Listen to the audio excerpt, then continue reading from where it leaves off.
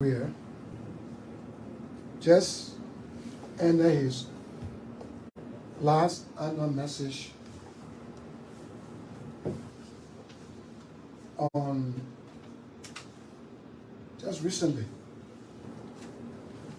Other political party leaders have been giving their own critiques about the message.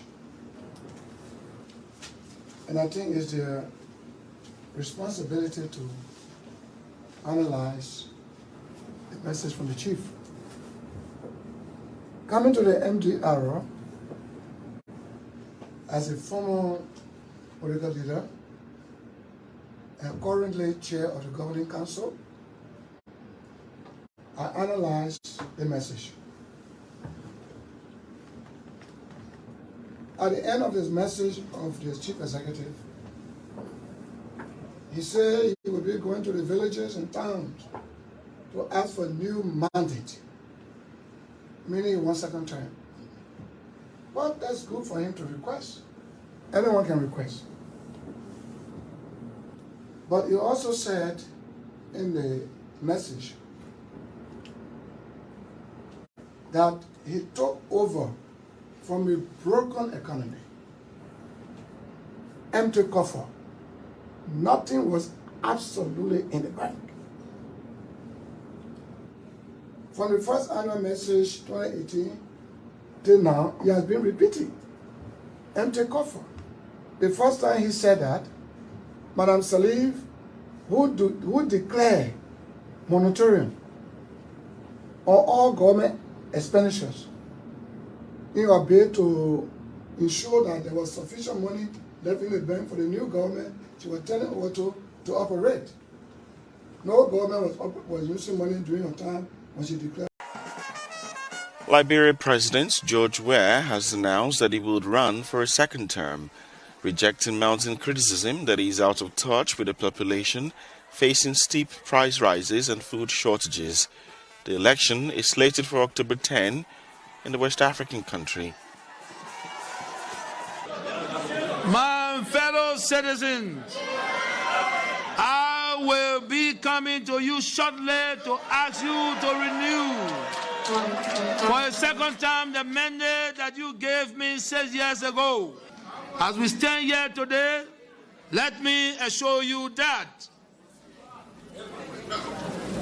the state of our nation is strong. The state of our nation is stable. The state of our nation is vibrant. The state of our nation is useful. The state of our nation is peaceful and secure. We intend to keep it this way. The 56-year-old Weah was absent from Liberia for more than a month late last year. He has also faced backlash over how he handled corruption accusations made by the U.S. against 3 of his top officials. It's the government of Liberia that has no interest in the future of this country. This is the microcosm of the larger society. This is where young men have the responsibility to provide the next best alternative of this country. And you are subjecting us to an environment where we struggle every day to acquire tertiary education. You are subjecting us to an environment where young people have to pay $50 a work to go to school, where inferior laboratories, there is no access to quality facility. It is the government we elected, the government and the administration of the University of Liberia conspire against the students. And today we will say, yeah, Mr. Weah is a failure. Mr. Weah has failed the student. We will rally concerted effort to make Weah one-term president. He is a complete contradiction. All along he has promoted audacity, deception to the students. We will resist anything that has the propensity and audacity to stop more than 2,000 students from Liberia University.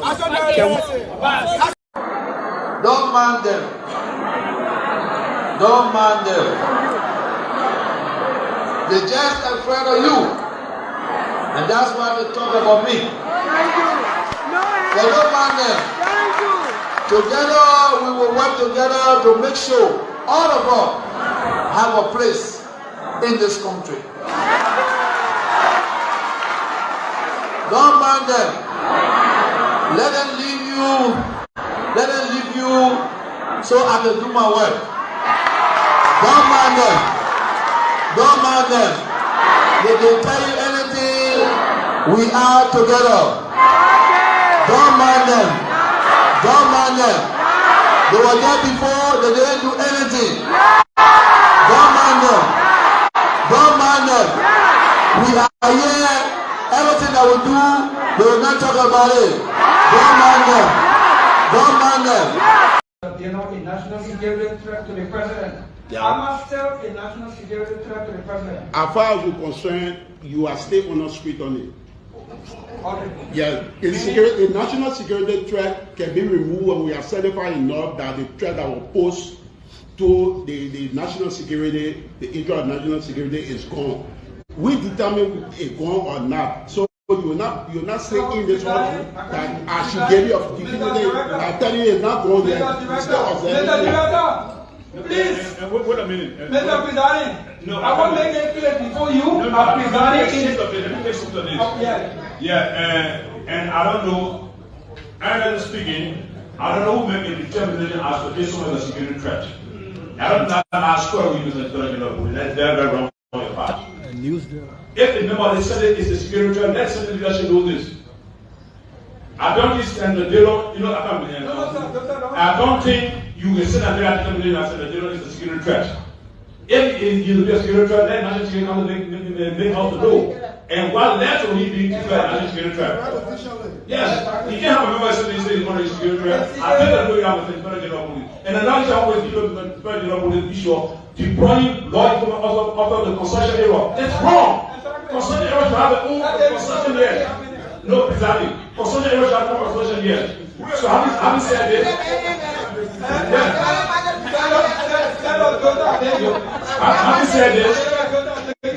having said this, we allow the Attorney General to speak the issue of the law. Thank you very much.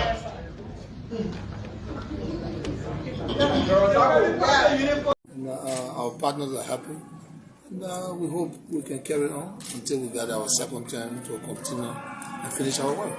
Fortune TV, the last question. I'm Julius, content on Fortune Television. Thank you for coming and happy birthday.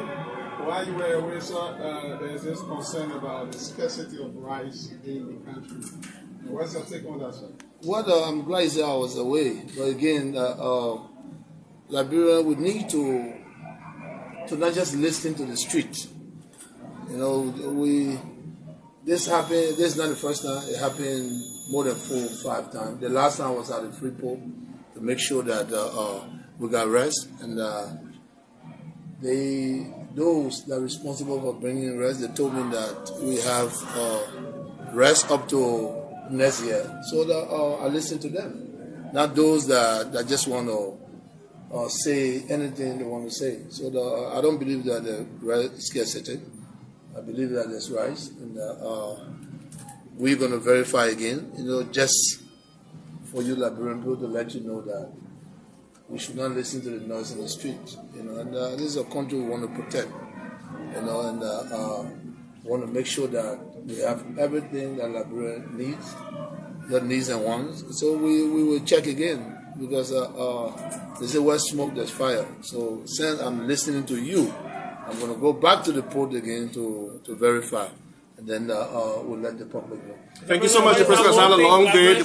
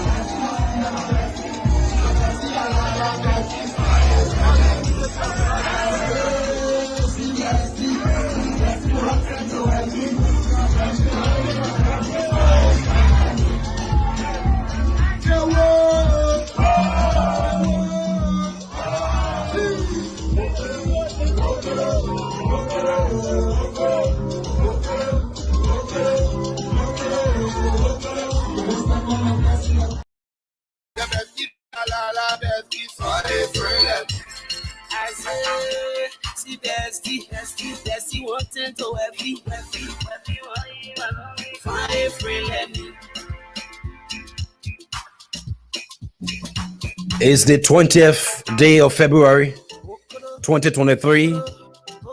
Welcome. This is Punch TV. The program is Trending Issues. My name is Valdis. I'd like to welcome you to this program. We are up to 6 o'clock today to have wonderful discussions. Find a friend like me. A couple of issues to talk about. But before that, coming up shortly, we will join officials of the MDR. To be very precise, the public relations person of the MDR, Kelvin DJ Matadi, to bring us up to speed with what is unfolding in the dark political corridors. President George Weah, in recent time, there was a firing exchanges between him and Senator Prince Johnson, but we are told that George Weah is still engaging in the back to have endorsement from the MDR. We're going to be having the MDR official on the platform very shortly. Is George Weah still holding talks with the MDR? Kelvin DJ Mata will bring us up to speed. And following that, coming up at 5 o'clock, Lofa County Representative Clarence Massacre will join us on the platform to talk about the performance of members of the legislature. That's the menu for you. But before that, we will weigh in on some of the issues. The resignations of officials at the level of Spoon Talk. The former panelists of the Spoon Talk platform. We will talk about that just briefly. President George Weah still in the public space talking about his second term bid. Does he deserve a second term bid? We'll talk about that as well. The National Elections Commission is calling on ECOWAS for technical support. We are told that NEC is completely broke to conduct the impending elections. But yet officials are saying things are on course. So these are some of the topical issues that are coming up very shortly on the program for you. My name is Vanny Dix. Cherio Seigen is in the background, working on the sounds, the visual, and other technical aspects. This is Punch TV. The program is Trending Issues. At 5 o'clock, Honorable Clarence Massacre will join us. But coming up shortly, Kelvin DJ Martadi from MDR will tell us, is George Weah still holding talks with the MDR? So that's it for you. That's the lineup for you. We're here up to 6 o'clock. Be with us as we navigate through up to 6 p.m. this evening. They want me go, I say, Some French Some French Some French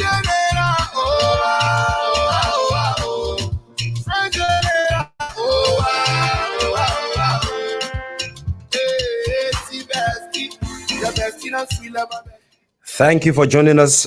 Kelvin DJ Matadi is just on the standby, but before we take him, one of the topical issues in the public space today have got to do with the resignations of some officials of the Spoon Talk, precisely full persons, and they are being bombarded in some quarters. Some have said it is justified, but I believe that they owe it to the public to have come up to speak to people, especially at a point in time where the CEO of the platform being under scrutiny regarding criminal charges. I have been trying to speak with Isaac Jackson to understand the legal aspect of this. We all saw in recent time when the properties of the CEO in the US, we were told that they were being seized. As to whether that was also involving Spoon Network in Liberia, we have not gotten any information about that. But this issue have got to do with people looking at it from several points. Were they key friends? Were they friends, as it is being said in the public space? People can work together, but sometimes there is no cordiality. And then eventually when people take decisions, they are seen as, well, you guys were friends. You should have moved in that direction. You should have stayed with your friend until the issue surrounding his court case is resolved. But also we are told that when one is under such criminal investigation, your properties are also under scrutiny. They are being monitored. Even the officials that are having association with your properties, with your investment, they also are being monitored to know what level of involvement they have been having in the activities of your alleged criminal involvement in what is being said in the public space. So we are hoping to really follow from start to end what these guys have been saying on why they had to resign. But we saw the communication from Ben Sanvi when he said there have been some internal issues on the way forward. And since they could not reach an amicable solution to what is unfolding within the background, they had to part ways with the company. But if you were to read the communication, it seems as though they are not just leaving the Spoon Network, but they are parting ways with the CEO as well, because they said we wish him well and his family in the case moving ahead. So we are hoping that matters concerning the Spoon Network will be resolved. We are hoping that the case involving CEO Stanton Witherspoon will come to an amicable solution. But again, I think Ben and others have got other issues that they are involved with at the time, at this point in time. Ben was seen recently in Liberia with President George Weah. And then when he returned, in no time, we saw Ben and other officials of the network resigning, further giving reasons for want to think what is unfolding in the background, where you were being accused at having been as a stooge on the platform for President George Weah. You were seen in Monrovia with President George Weah at a party, and then when you return, just days after your return, you resign from the Spoon Network, giving further reasons for people to ask you what is unfolding in the background. For Ben's integrity right now, it is under some level of public condemnation. Ben have got to come to the public and clear his name regarding some of these issues that there is this dent now on his image in the public space. And I think he owe it to the public to come and really justify and give his own side of the story on how he wants Liberians to see him moving forward regarding his public life. So, yeah, so far, we believe that there is a legal issue. I'm hoping that Isaac Jackson can actually tell us, you involved with a corporation and the boss of that institution being indicted in criminal charges. To some extent, we believe that it could have some implications of the employees that are working with that institution. But I'm hoping that Isaac Jackson will join us shortly to tell us some of the legal issues surrounding that. But politically, Ben and others, I believe there is a likelihood that they are going to be coming up very shortly with another platform. The communication that I read when he said to the Liberian people that you will hear from us soon. In the communication, he said, you people will hear from us soon. The communication, they are saying that they're not going to go silent. So it means they may be coming up with another platform ahead of these elections, because especially when it is being told that Ben and the fellow there on the platform won't Kev, I'm told, being a sedition. We are told that from the level of, what's his name? The former Deputy Information Minister, Eugene Fagon, that these people were on the platform and they was being sponsored by the CDC-led government. We are being told also that the government have got some hand in this. But again, resigning from the platform and not wanting people to believe that you just part way with not just the platform, but even the CEO, and you say you're wishing him and the family, you're wishing them well in this time of trying times.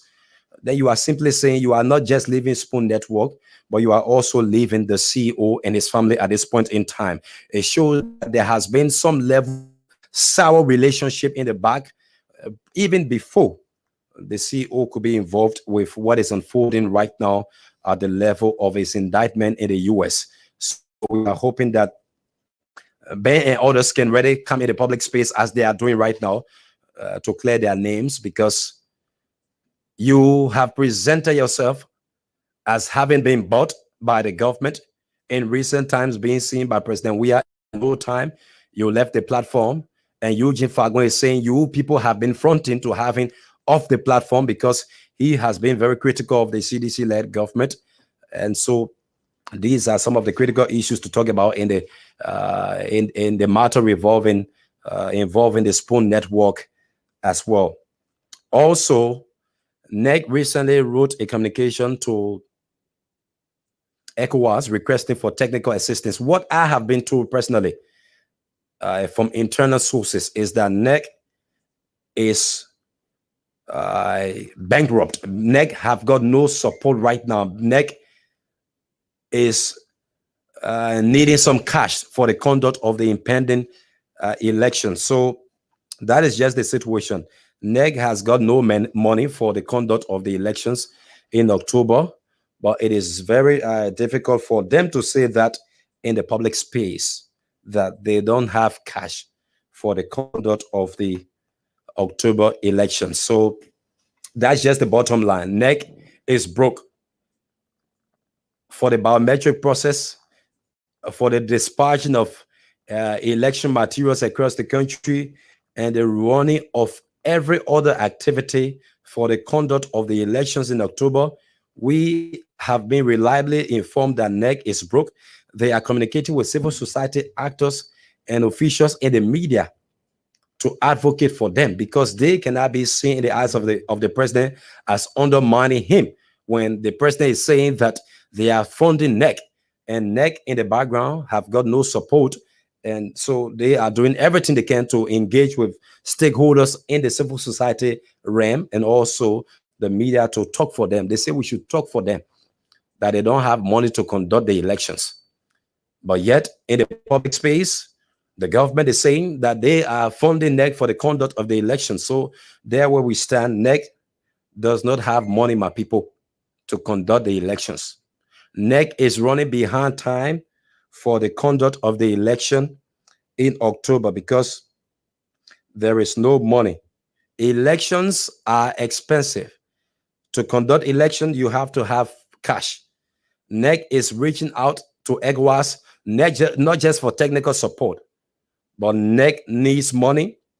They find it very difficult to come in the public space to say this to the Liberian people, and so they are engaging civil society organizations to speak for them, because they don't have the balls to come up and say this to the public, that we don't have money to conduct the elections in October in this year. And we have said this is a recipe for electoral fraud. If the Elections Commission cannot have the funding, Kelvin is trying to connect with me. If NEC cannot have the needed support to conduct the elections, it is a recipe for fraud in the ensuing elections. And so we are calling on state actors. We are calling on foreign missions in the country as well, the AU, ECOWAS, and other partners to get involved with these matters of ensuring that NEC can receive the needed support from the government for the conduct of the October 2023 election. So we stand on this matter. Kelvin, hoping that you can connect with us. I'm hoping that you can connect with us on the platform. Okay. So there where we stand on this matter, the folks that resigned from the Spoon Network, they have cited their own reasons, they have cited their own justifications. But in my view, personally, this is a matter bordering on criminality, which could have some reflection on their image as well. Isaac Jackson will join us very shortly also to give the legal issues surrounding this matter, while we hope to join Kelvin DJ Matadi on the platform. Okay, Kelvin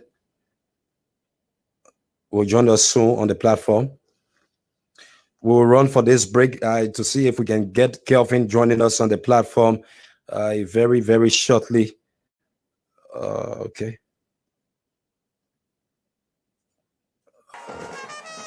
Liberia President George Weah has announced that he would run for a second term, rejecting mounting criticism that he is out of touch with the population, facing steep price rises and food shortages. The election is slated for October 10 in the West African country. My fellow citizens, I will be coming to you shortly to ask you to renew for a second time the mandate that you gave me 6 years ago. As we stand here today, let me assure you that the state of our nation is strong. The state of our nation is stable. The state of our nation is vibrant. The state of our nation is useful. The state of our nation is peaceful and secure. We intend to keep it this way. The 56-year-old Weah was absent from Liberia for more than a month late last year. He has also faced backlash over how he handled corruption accusations made by the U.S. against 3 of his top officials. The government know. A letter was written in deception. You did not even include it. You understand? And they thought that how somebody can do that. But George Weah, what the people love, the negotiators will love you. Going after, nobody will go after. Because we're not protesting, we're not taking. You understand? Because you can meet what you thought you can do, you laugh on small bosses, they steal money for you.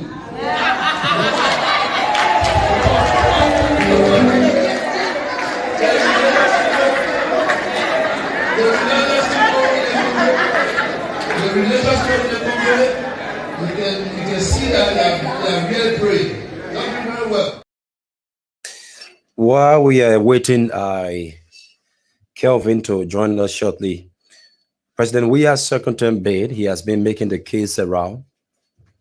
I will repeatedly say this, that President Weah does not deserve re-election. I don't want to sound too repetitive on this.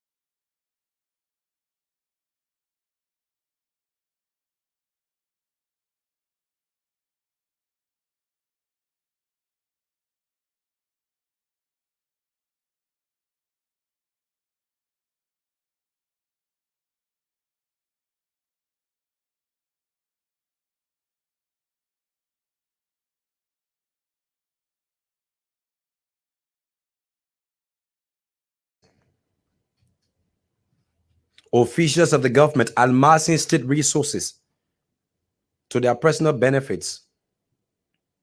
The streets are still filthy. Zogos, disadvantaged youth, as we call them, Zogos, still on the streets.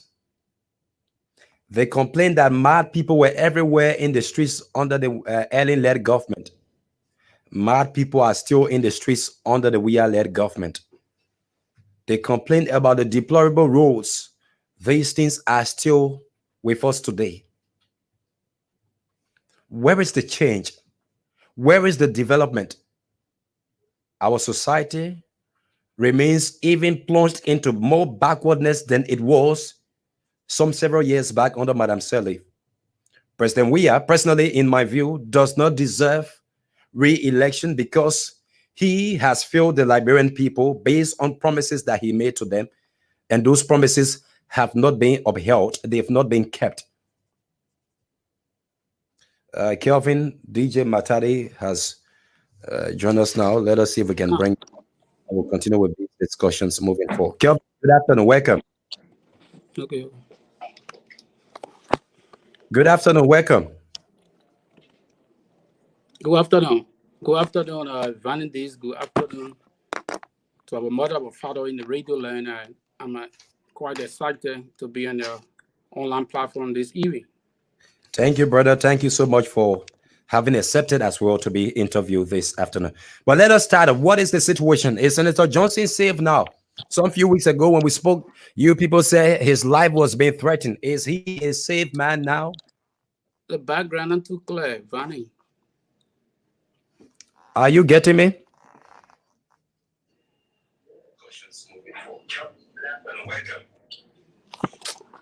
I think the problem is here. That's a late problem. Kelvin, I'm getting you. Okay. So, that's a late problem. Kelvin, I'm getting you. Okay.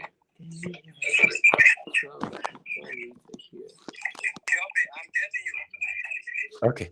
While Kelvin is trying to adjust again to what I was saying. Okay, I think. Kelvin, are you getting me now?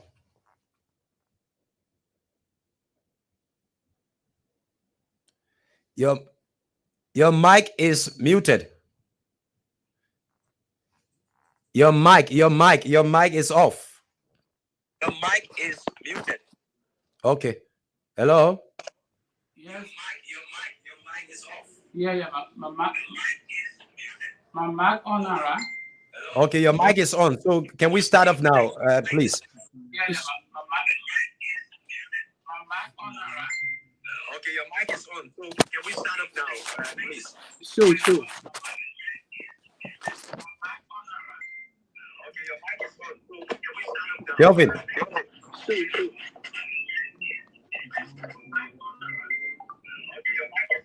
Hello?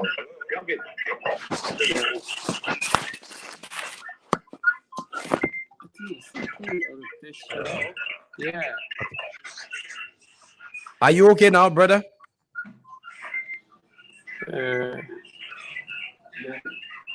This is Are you okay now? Sure, I'm okay. Okay. So the question I asked earlier was that how is Senator Johnson now? You guys say his life was being threatened. Is he secure now? Has the threat been removed?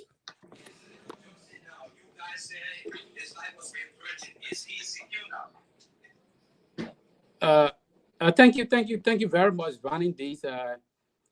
Thank you for the opportunity today. You guys are doing extremely well in terms of the audience.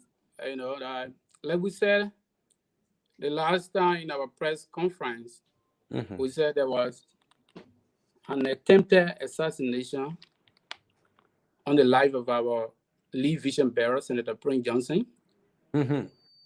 I think the government never responded officially, but the president took to the pulpit to throw jabs.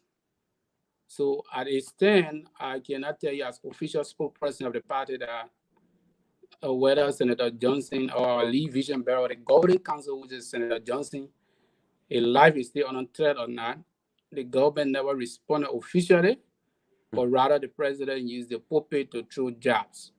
So beyond that, I think today's topic, our call here to discuss about the attempted or request of the president to reach out to Senator Johnson, to have a meeting with him at the Duboro residence, And our lead vision bearer, that is the governing council chair, Senator Prince White Johnson, reached out to the party through the executive committee that the President George Kelvin, let's do it step by step.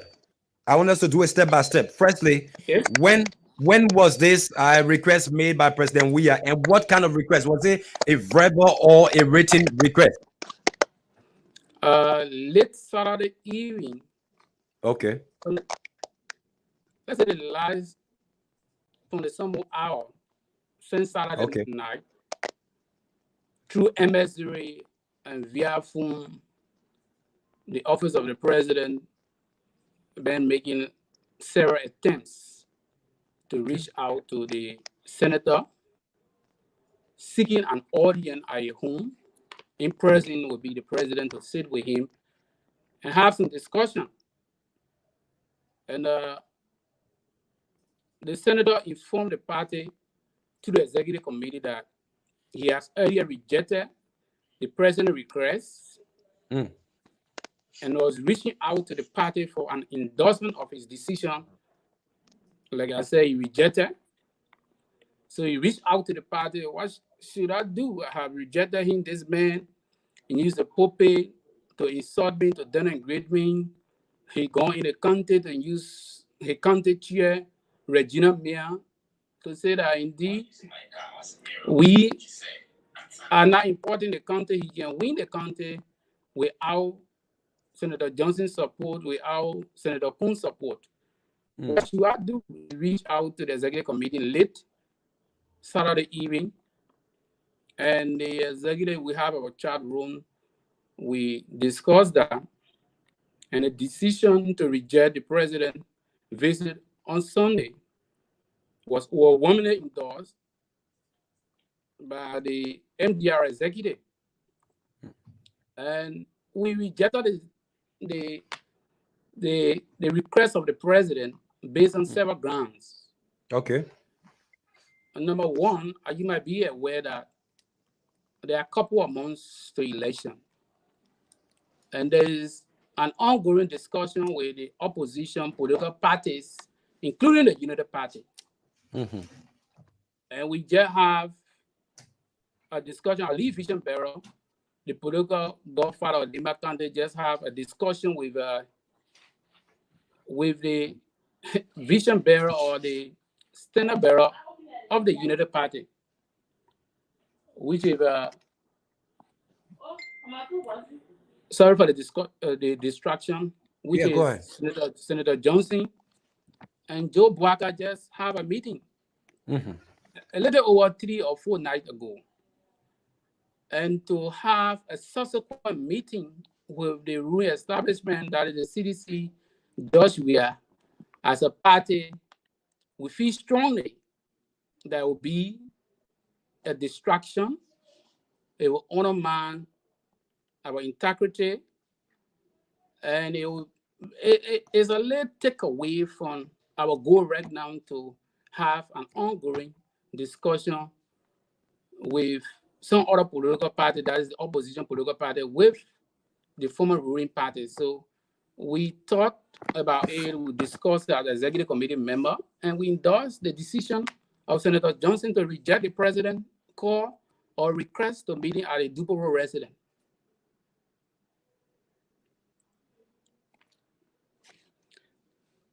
I'm not getting you.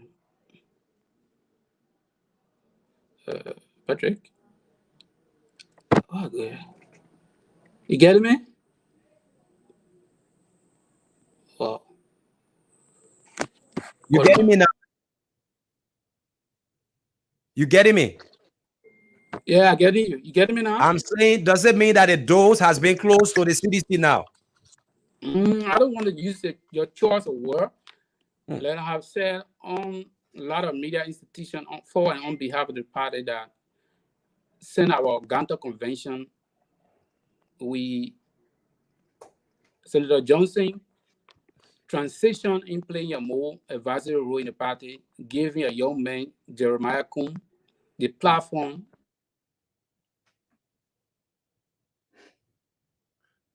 There seems to be a little challenge with the internet from your end.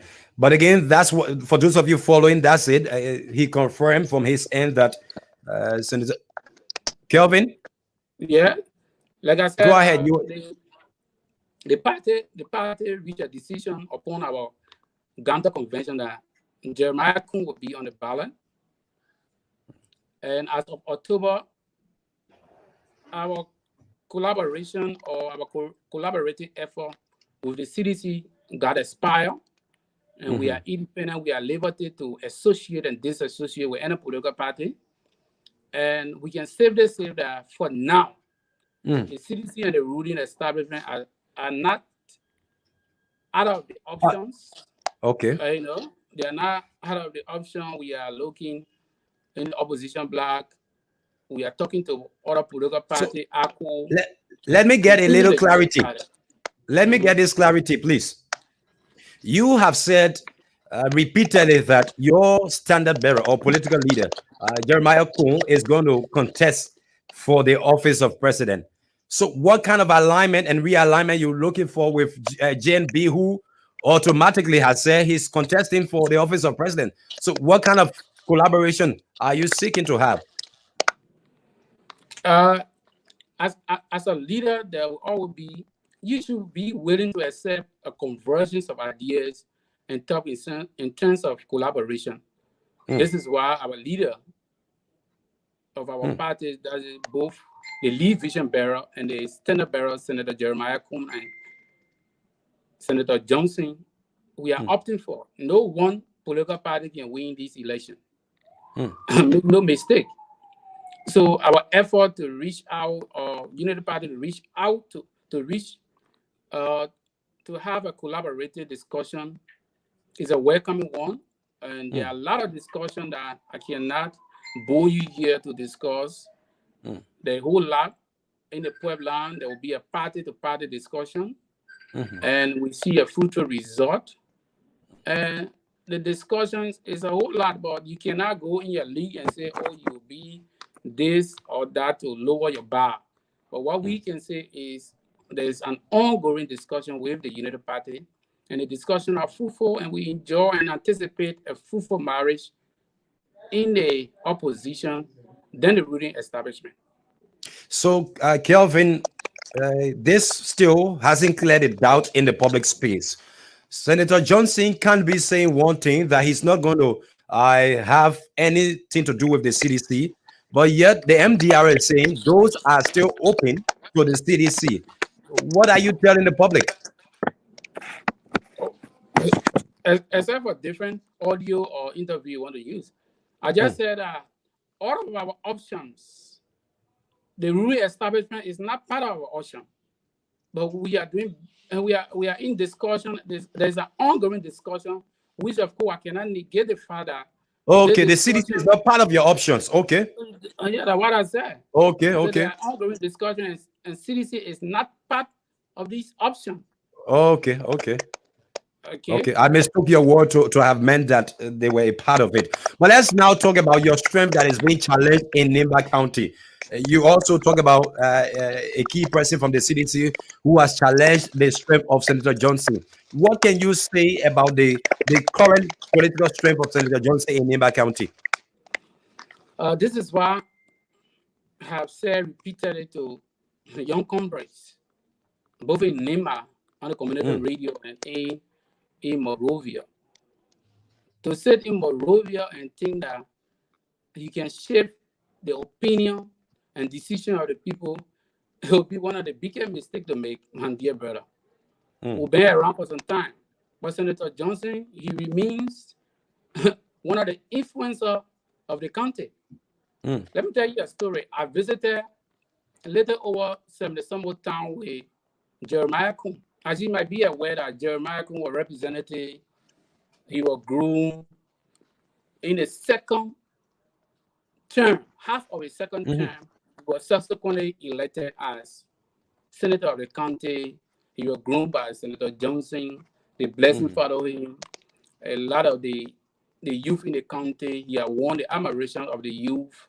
So he a very popular person in the country. Make no mistake, as I speak to you, Senator Kuhn is in the county in 2-3 districts. We are re-energizing the MDR base in the county, talking to youth grouping, women grouping, adults. We are re-energizing our base. What is important to note here is that Nima County is not like any other county. We are resolved. We respect our leader. Our leader is Senator Johnson. You can't go and sponsor or be using other people to denigrate it in a day. In a night, you come to Senator Johnson and call a few people, oh, I want to visit you. Let me come, we talk. This will not happen. The surrounding of Senator Johnson now is a different surrounding. This is why I said the last time, one of the sister radio stations, I said, there are young people who used to be around Senator Johnson. They all exaggerated. They are presumed with the senator like, oh, I can do this. I can make Senator Johnson go so. I can do it. That old man, he's a man of wisdom. If any young person work with him and you try to over exaggerate, you're presumed with him because of your kindness, you'll be mistaken. Like Kelvin, Senator Johnson, the both of us, we have a relationship, a country relationship, a family relationship, but I cannot over exaggerate my proximity with him to tell any other person that, oh, I can make Prince Johnson to not support the president. That old man, what's happening now is divine.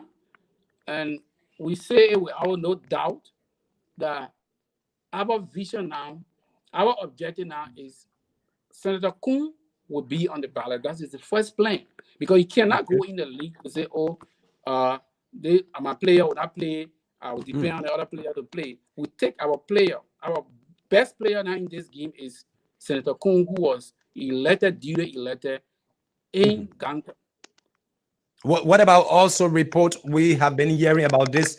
Is it one number, one candidate agenda or so? Can you expand on that? What is it about? The Nima County I know is a Nima, our chief. When you talk about chief, they're not just they are more, they are like-minded individual. Among our chief, they are the more people that we respect. We respect them, but they cannot use that opportunity to suppress out of the candidate is their right to run in Nima. Be it I made, or how be it, Senator Kuhn is now the light in the county. I don't want to brag about Senator Kuhn too much here, but you go any place now, even in America, in the diaspora, the Nima community, Senator Kuhn is making rounds across the globe, even in Liberia. All right, and it's Senator Johnson that can pull the vote. We don't want to leave Nima County vulnerable. As I said, vulnerable because we don't want for outside political infrastructure to infiltrate within Nima. So we will go there and will secure our vote.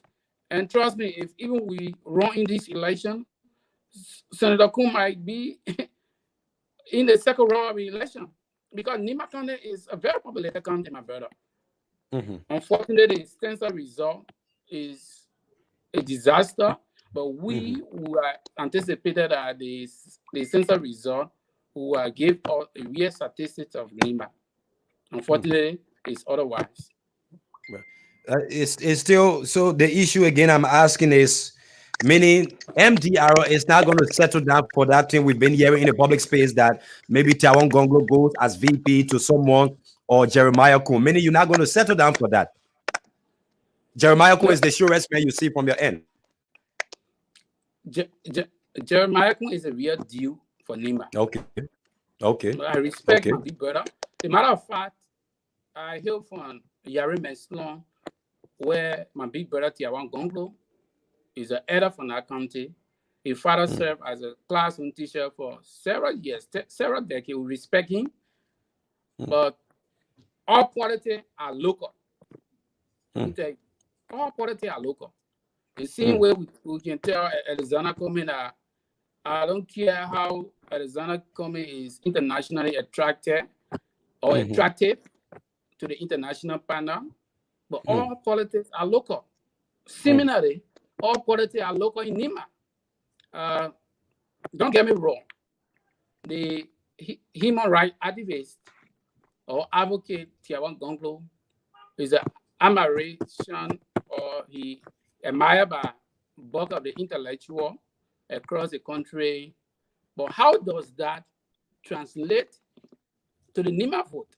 How does that affect positively the Nima vote? That is another issue, and that's another debate.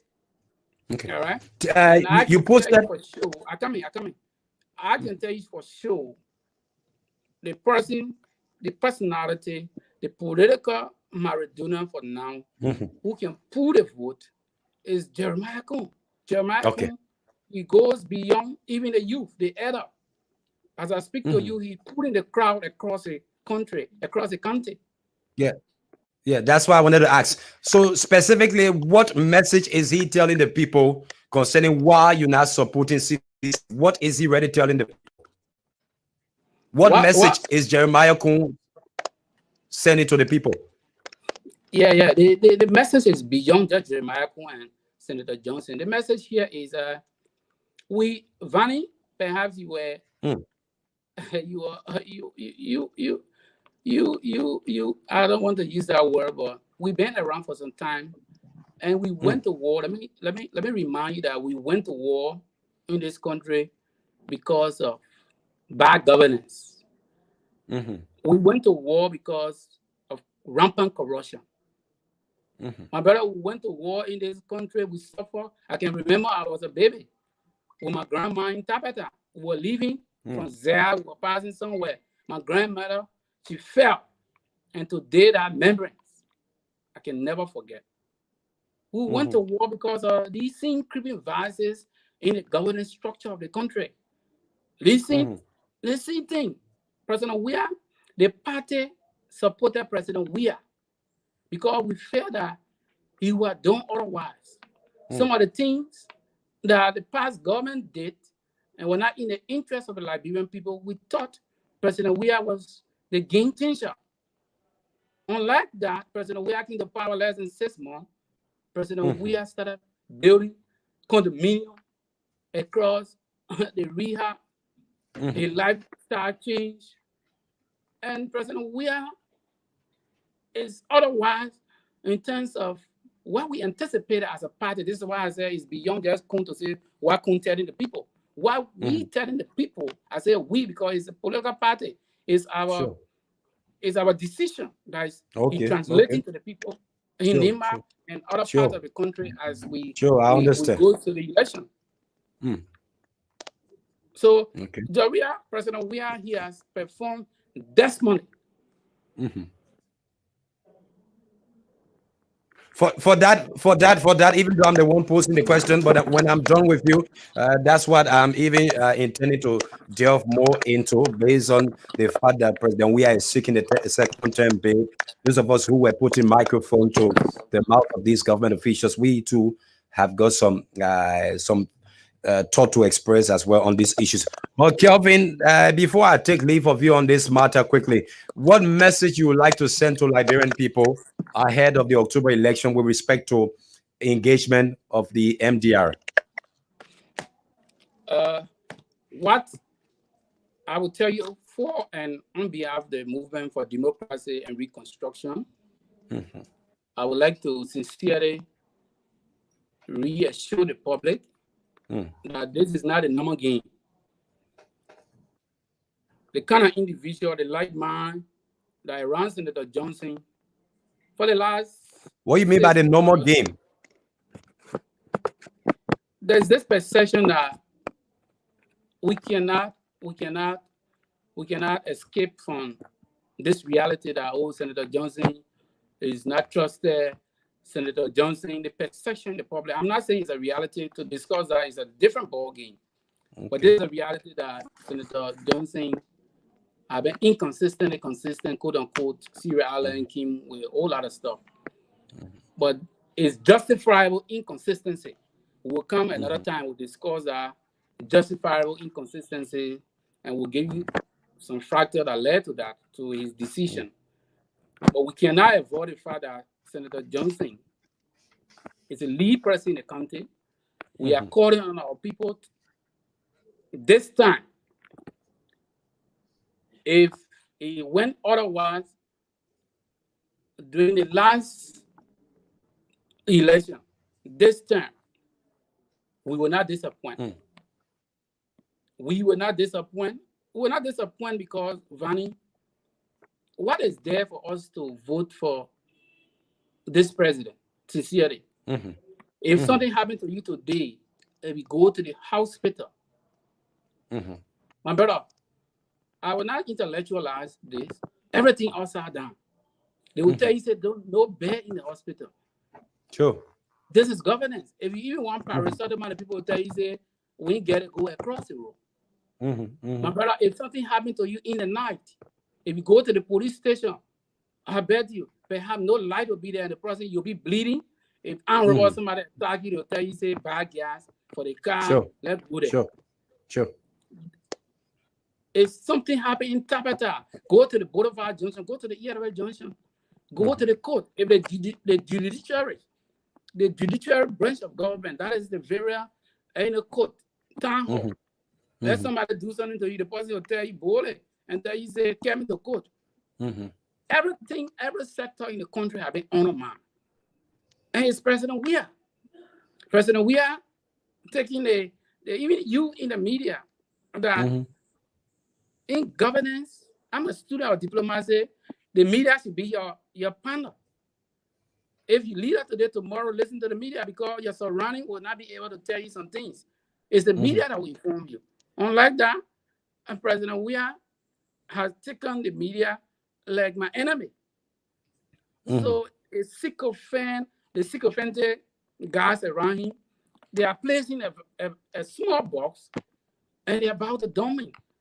And October will be the biggest surprise, my dear brother.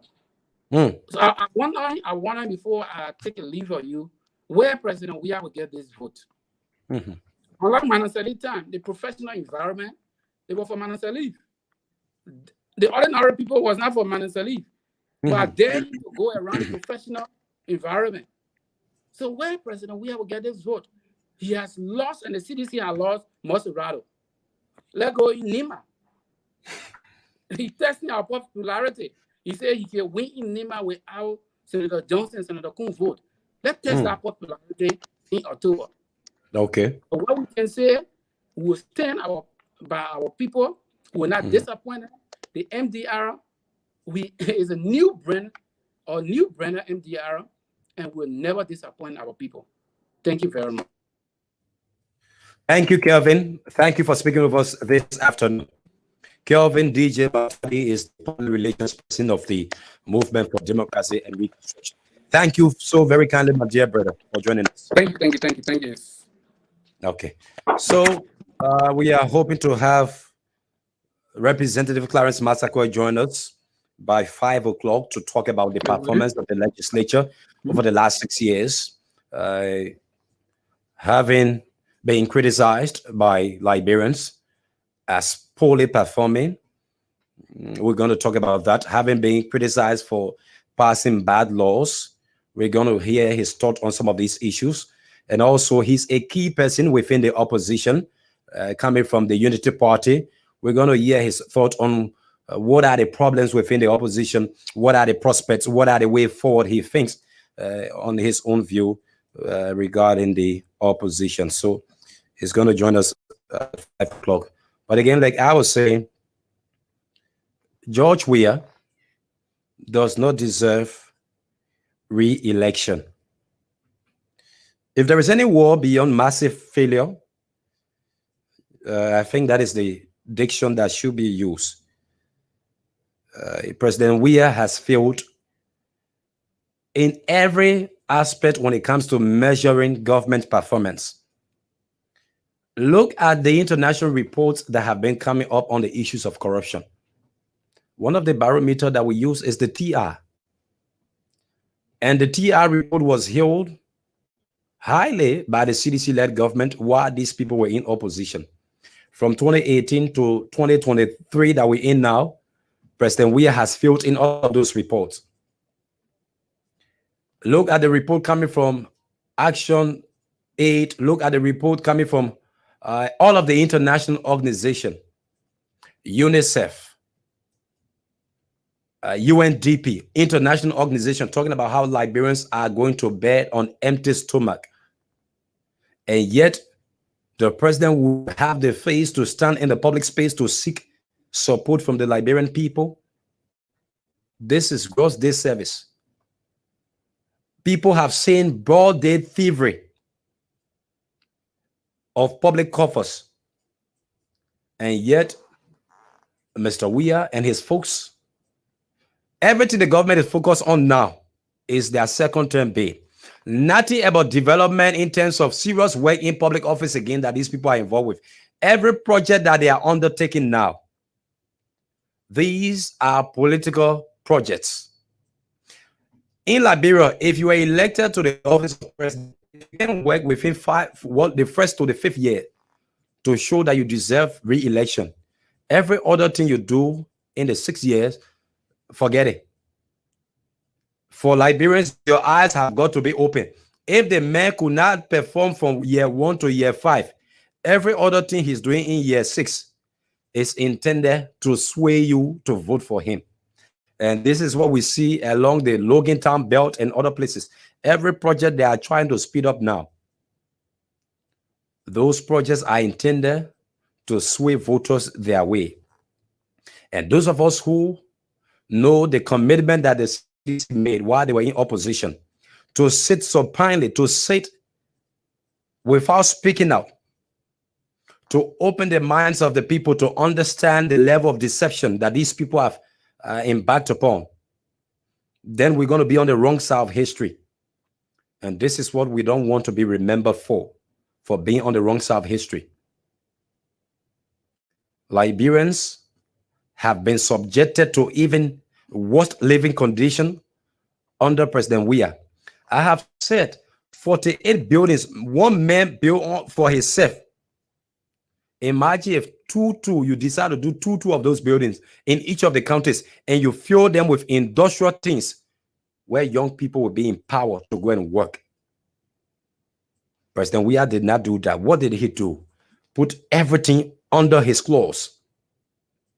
And you say this is a man that had love for the country. By every measurement, no serious society would have even elected a George Weah to be president.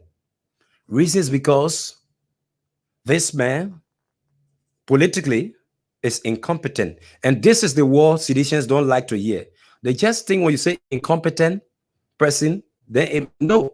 Even some of us, if you take us from the field of journalism and take us to maybe engineering, we'll be considered as being incompetent because that's not our area. So the issue of governance and politics, running a country, George Weah is grossly incompetent. This is not something that one should sugarcoat. This is an open secret. But when you use the word, he's grossly incompetent, he's a buffon when it comes to public service, and people think that you're being too harsh. No, but that's the reality. In the field of soccer, George Weah is a maestro. He is a king. But when you take the king of soccer from the football pitch and you bring him to politics and governance, he's a complete buffon. And this is what we've seen over the last several years. Taking the king of soccer from the football field, the master of soccer, bringing him to provide governance in politics. This man has proven to be grossly inept, and he's a buffon in this realm. That's just something simple. In soccer, he's a king. He's a maestro. President Weah, the first thing is that nobody should be elected to public office without having any experience of governance, public service, and politics. Even if this person has love for country, even though I can't vet someone's intention to look in their heart and say this man loved the country, it is one's public record that we look at and say this person loves the country or not. But this man played soccer for several years, That very RIA that Ma Ellen had to give a public a facelift. That was the RIA he passed through every time to come to this country. He didn't give it a facelift. Yeah, people talk about he assisting people while he was playing with scholarship and other issues. Yes, but do we equate that to say that this man needed to have been rewarded with the position of presidency? This speaks to the mentality of our people. And also when people, when you say you lost confidence in the traditional politicians, that doesn't mean you just entrust your life, because entrusting someone with the office of presidency is like entrusting your life to that person regarding healthcare, regarding the rules, regarding your food, regarding everything. It means you are saying you trust that person. And this is what the Liberian people did back in 2017. If this man had been elected in 2005, 26, imagine the kind of Liberia we would have had under President Weah. Even though Ma Ellen set the stage, but yet this man has been struggling and the nation has been crumbling. President George Weah, in the realm of politics and governance, without mentioning my words, he's incompetent, he's a buffoon that was entrusted with public service. In the realm of soccer, he's a king and a Mayfi maestro. In every aspect, these people are few. Civil servants, crediting day and night. Go to Ministry of Information. There is a place I keep telling people at the back of Ministry of Finance where people go every day to credit. Go and credit. There are ministers in this government who in the back, they will tell us how challenging situation is. But yet, they want to maintain their job. So they will defend the government. Civil servants are struggling to pay their rents. People in the private sector as well, struggling in the society. People going to bank to go and get loan. They can't get the loan. Why? Because banking institutions cannot give you the loan if you don't have strong security in terms of your financial standing. It is the very ministers in government that the banks find very convenient to give loans to. Because why? The civil servants cannot pay back the loan. From one ministry to the other, people have to, what we say, you join for you to eat. Ministry of Finance, if you went there, one man in one department, he bring $100, the other man bring $100. They go and buy their kobo to eat. Go to Foreign Affairs. It is an open secret. People have to join. We say, let's put it that way. You bring your $50, I bring my $50, other man bring $50, we put together to go and eat. Is this the kind of government the people stood in the sun for? What is the connection between the day the people stood in the sun and their current living condition? Broad Street is still the same as you met it. Douala is still the same as you met it. Vital and many other places. The living condition of the people even worse than you met it. And you say you are fronting for a second-term bid to further plunge people into hardship. Look at the quantity of billboards that President Weah erected in the streets of late.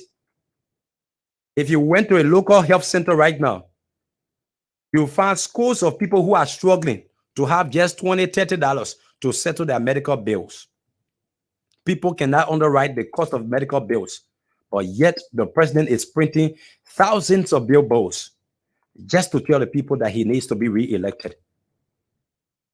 People are going to bed on empty stomach, while President Weah and his deputies are justifying day and night on Facebook. It is the polls in October that will determine who wins the election. And the opposition folks have got to be very critical of the current elections commission that we have. The voter rolls have got to be cleaned up.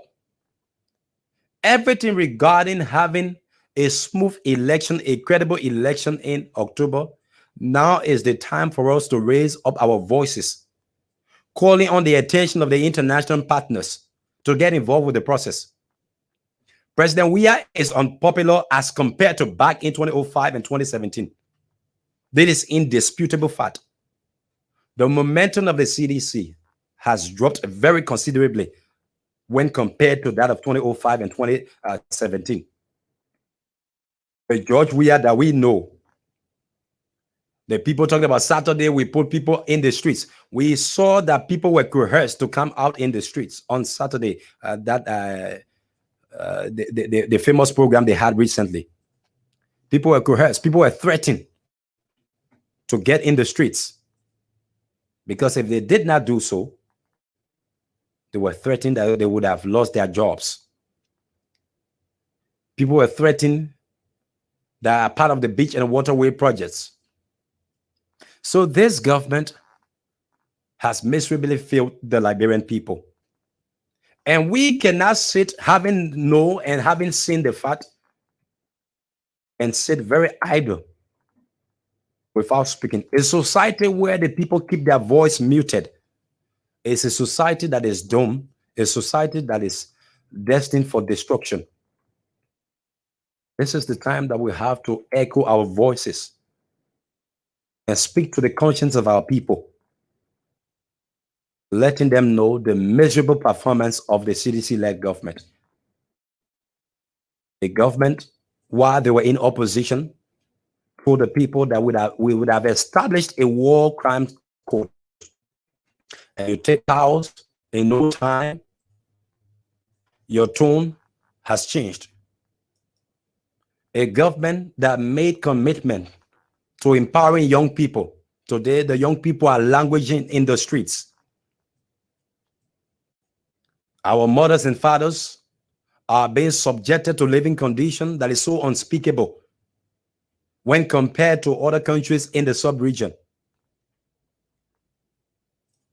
People are dying under the eyes of this government with no punitive actions being taken, because we are being told by former operatives of the government that some of these actions were sanctioned by the president. So how then do you expect actions to be taken? You have a leader who has no understanding about governance. As such, he's being pulled by the nose by the Minister of Finance and other officials in his government, because they are the ones serving as the brain outside of the head. The Minister of Finance and other officials in the government, they are the brain of the president outside of his head. And so they dictate what he does. They dictate everything that the president does. A man who was acclaimed by the people that he loves them. This is the very man under whose administration the cost of basic commodities have skyrocketed, from bread to rice. Sachet of water that we used to purchase for around $60 to $75 over the last several years under Mr. Weah. $120, $100. If the basic things that people are supposed to get every day, they can't get it. When someone will even buy land to build us under your administration, when we a civil servant buy land and then build us. So for that one, is no discussion for the man. He's only thinking about how to eat today and how to eat the next day.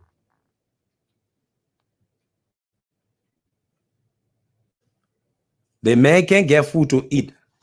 How will he think about buying land and build house? From one ministry to the other. People are struggling. People are struggling. And this man comes out and say that the state of the nation, the state of the economy is strong and stable. I usually tell people that the economy does not need a spokesman. You don't need the Minister of Information to come and tell people that we're doing well, that the economy is doing well. You don't need a Minister of Finance to come and tell the people that the economy is doing well. A fully functioning society an economy that is doing well will be seen in the livelihood of the people. Nobody need to come and tell you to even defend government. It is the people that will speak for you and tell you, and it will be reflected in the living condition of the people. Let us take this teaser while we try to speak with our Honorable Clarence Masakwe to know his status as we await him this afternoon to join us on the platform. Please stay with. Liberia President George Weah has announced that he would run for a second term, rejecting mounting criticism that he is out of touch with the population, facing steep price rises and food shortages. The election is slated for October 10 in the West African country. My fellow citizens, I will be coming to you shortly to ask you to renew for a second time the mandate that you gave me 6 years ago. As we stand here today, let me assure you that the state of our nation is strong. The state of our nation is stable. The state of our nation is vibrant. The state of our nation is useful. The state of our nation is peaceful and secure. We intend to keep it this. The government know. Liberia President George Weah has announced that he would run for a second term, rejecting mounting criticism that he is out of touch with the population, facing steep price rises and food shortages. The election is slated for October 10 in the West African country. My fellow citizens, I will be coming to you shortly to ask you to renew for a second time the mandate that you gave me 6 years ago. As we stand. Okay. Thank you for joining us back. The only thing the president said in that, in the State of the Nation, the clip we just played, that is authentic, is that the state of the nation is peaceful and secure. And one reason why it is peaceful and secure is because Liberian people have decided not to go back to the dark days, not because of his leadership. The young people today, schools of whom are involved into tricycle riding, bike riding, they don't have much time concerning what the government does because they have something that is economically empowering them. But regarding what he said, that he's coming back to the people to seek their support for a second term. President Weah, by all measurement, like I'm saying, has failed. This man has failed to diversify the economy that he once promised to have diversified from being heavily reliant upon iron ore and rubber to that of being an economy where we would have seen Liberians exporting goods, other commodities, primarily rice. This man has failed. The people, when they were in opposition, they say, oh, my early you president, Liberia can produce our own rice. 5 to 6 years running. Have you done that? Oh, my early you set up war crimes code. 5 to 6 years running. Have you set up a war crimes code? Oh, my early you filled in all of the TI report, the corruption report. 5 to 6 years. You have filled in everything. Oh, my early the people living conditions so bad of 5 to 6 years. You have failed to change them. Oh, my Ellen, you president, so crazy people are in the street. 5 to 6 years. The crazy people stay in the street. Oh, my Ellen, under your government officials building big mansion here and there. 5 to 6 years. You are still doing the same thing. Oh, my Ellen, no electricity in the country here and there. 5 to 6 years. People are still sleeping in dark. Oh, my Ellen, the living condition of the people is even worse now. 5 to 6 years. Situation has become even worse. Mr. Weah does not deserve a second chance, my dear people. We may say these things, and then they said it is the platform on which you sit. I remember back in 2017, that was when we started writing. If you were to go on my Facebook page, I started writing that President Weah did not deserve to become president of this country because politically, governance-wise, he's a buffoon, and grossly inept. That's one reason why we say he did not deserve the presidency. And today, the glaring reality is in the faces of the people. It's that the people now in that broad feeling, when you fart, then you're smelling your own fat and sting in your nose. Like how looking with George Weah presidency. It's that you fat, then your fat and smelling sting in your nose. Like how looking with the CDC government. The very people that voted, the disenchanted citizens now, the very people that voted for you, they are the ones saying, we don't want you anymore. So you let you fat, then the fat sense smelling in your nose. Your own fat now is sting in your nose. This is the case. And this is what we said by every measurement. You can't say that this government deserves a second chance. So again, until October 10, we will be very repetitive about this, because I'm saying back in 2017 and even before then, I was amongst several journalists that were invited to many of the press conferences on the grounds of the CDC and many of the programs and protests of the CDC. And we know what they told the Liberian people while they were campaigning for the presidency. We know the promises that were made. And looking at the society today, we know that this government has miserably failed when compared to the promises that were made to the Liberian people as far back as 2005, moving onward to the 2017 elections. But again, without much time to waste, we have been joined in studio by a young man whose style of politicking I do admire. And innerly, I say to myself that Honorable Clarence Masakwe have got some level of prospect for even a bigger public service office in this country as compared to that of the office of representative. If you were to follow his Facebook page, if you were to follow most of his engagement in the public space, definitely you will share similar thought that I have. Honorable, I'd like to say good afternoon. Welcome to Punch TV. Well, thank you very much. Let me first of all apologize for running a little bit late. My sincere apologies.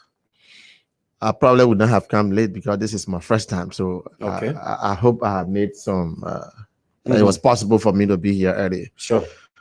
So thank you for the opportunity to be here. I mean, thank you for the nice setup. Yeah, thank you, Chief. I'm not sure who is the CEO, but I know Patrick Honor is. I know my friend Patrick Honor is associated with the Punch FM. I would like to commend his courage. Would like to commend his steadfastness, his commitment to professionalism. Thank him for his contribution towards the media landscape in our country, which obviously has contributed to strengthening our democracy generally.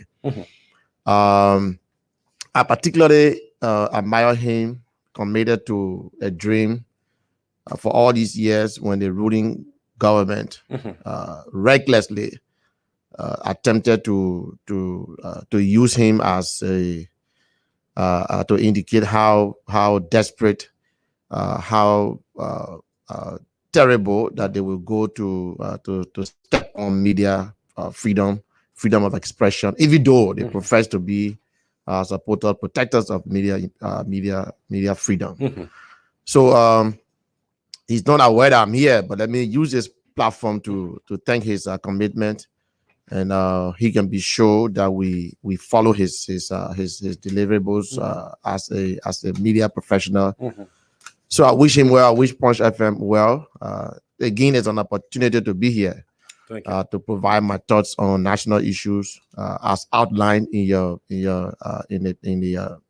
the publicity carried out for my appearance. Thank you so kindly. Okay, it's an honor to be here, and let me say Happy New Year. Thank you. Since the New Year. The same to you, Chief. So we want to start off there. The discussion today will come in threefold. We will look at the performance of the legislature in general. Then we will talk about we'll get your own take on the situation with the opposition belt. Correct. You come from the Unity Party. And then lastly, we talk about your own legacy as a lawmaker coming from Lofa County. Correct. So we want to start off. In the public space today, the legislature seem to have a low approval rating. If you were to open the phone line and ask people about their views concerning the legislature as a body, not individual lawmakers, there is a poor approval rating. Let me find out from you, why do you think it is so? Vanny, there is firstly, constitutionally, the power of the people reside with the national legislature. That is the constitutional provisions. The way of the people is seated at the national legislature. There is a huge expectation. If we were running a corporate organization, the legislature would be, if you will, it would be the board of directors. Nothing happens in the space of the government that doesn't meet or doesn't require the approval of the national legislature, except for few. So ordinarily or generally, the public expects a lot from the legislature. So even if you are performing an incidence of less performance in any of the given decisions that we make, will touch the life of the people and they will react. So generally, there's a huge expectation from the legislature. I also must say that the public is right to expect more from the legislature. To be biblical, to whom much is giving, much is expected. It is not possible for the millions of people to be seated at the legislature, obviously. So there are elections and the way of the people have us there. We are supposed to be the clearinghouse in the space of the banking, if it was banking. So there's a huge expectation. The public expects that we will take the right decision, and they are right to expect that. Whatever decision we take, let me say something for you. We are about to pass the national budget. We are about to take a decision on the national budget. As a matter of fact, before I came here, we were in a conversation. I have expressed a couple of this. I have expressed some dissenting opinion. On the budget. On the budget, on the manner in which the processes are conducted, on the manner in which, on the basis on which we take the decisions, on the actions. You care to expand more on the actions and inactions of the House of Representatives. And I'm saying this in general. Even if I express an opinion that seems so right, don't forget, in the House of Representatives, in legislative proceedings, is the issue of voting. But even if it doesn't go your way, it is put for the public to know where you stand on certain issues. Few months ago, I was at the same crossroad with Mitar concessions. Everybody thought a multi-billionaire company, obviously there will be something done. Maybe in the life of the legislature, this probably could be the first time that the legislature outrightly rejected a concession. So it's a tight squeeze that we sit in. But I want to agree with you based on both on the basis of expectations. Based on the basis of what about performance? Yeah, because that's performance on the number of decisions that the public has expected that we will outrightly take as a body, as a collective body that we haven't taken. So obviously, I move in the street and I speak to people. This morning I was on Broad Street, on Ashmore Street, now Ashmore Street, on Rana Street. And I stopped by the Yana Boys. Sometimes I go and park my car and just stop among the people. And I try to listen to people. You see how sometimes, obviously, it could be based on misconception. But generally, the public have a very low performance rating of the legislature. I must admit that there are some decisions, critical, well, not every other decision, but there are some key decisions that I must admit that we should have taken. And this is what I'm coming to. And so the public has the right. I must also say too, there are sometimes when the public believes the legislature as an insider, sometimes I feel that we are being judged wrongly. But there are times too that the public has been on the right side. So it's a two-way street here. And I say that from a clear conscience and from what I said. Sometimes the public expects I will take some critical decisions. I remember we were borrowing, the House was taking a decision on Eton and Iboma loan. In 2018, I knew that was a fiasco. Okay. I mean, you didn't have to be a rocket scientist to know that, to read through that it was the beginning of criminality. But again, the numbers. And I went to session that day, and the vote was called. And I saw people who had agreed with me that this was wrong. While we were in session, I will not call names here. While we were in session, the same people who had agreed with me in my office that was wrong, that this was wrong, I saw them in my presence. They were voting. In fact, I saw a resolution. So I said, hey, come on. But it's good to live with your conscience. After many years, the same Eton and Iboma loan comes back so that we could be ratified. Some of the very colleagues of mine who signed the resolution came to my office. In fact, I didn't even go to session. Of course, we're going to de-ratify that. And I felt very justified that this was. I'm just saying, but again, sometimes in the legislature, it's a collective guilt. But on the overall, I believe very strongly that in some instances that the public has a right to have the kind of view that they have. Even though I know that there are times that we have done the right thing or we have taken some decisions that I really don't think were wrong, but the public again, verify us. So I stand in between there. I must agree. So there are sometimes I must admit that we do things that we think should be done differently. At some point, I believe that the public, maybe for the lack of information in the public, so that the public will blame us wrongly. An example of that is the Mitar concession. People accuse me of taking $50,000 when they did not even read the report in the public. But again, I was careful that, look, I had to find a way to put this to the public so I don't come across as disrespecting the public. But there are some members of the public who did not read the entire details, but they just cast a blanket accusation. Oh, that the mayor is the chairman of concession, he has taken some money. Today, we are rediscussing the issue of Mitar. Just yesterday, I sent the areas of concern to the executive. That as chairman on concession, if the agreement was to come back without putting all these issues that we have had into perspective, the same response I gave a few months ago, I probably would give the same thing. To avoid hot and pull between us, if we must do, I'm not against investment, but let's make sure the right thing is done. Just today, I sent a 15-count point of concern, a bullet point concern that please make sure when you bring it back, these areas are addressed. I want to send an open invitation here.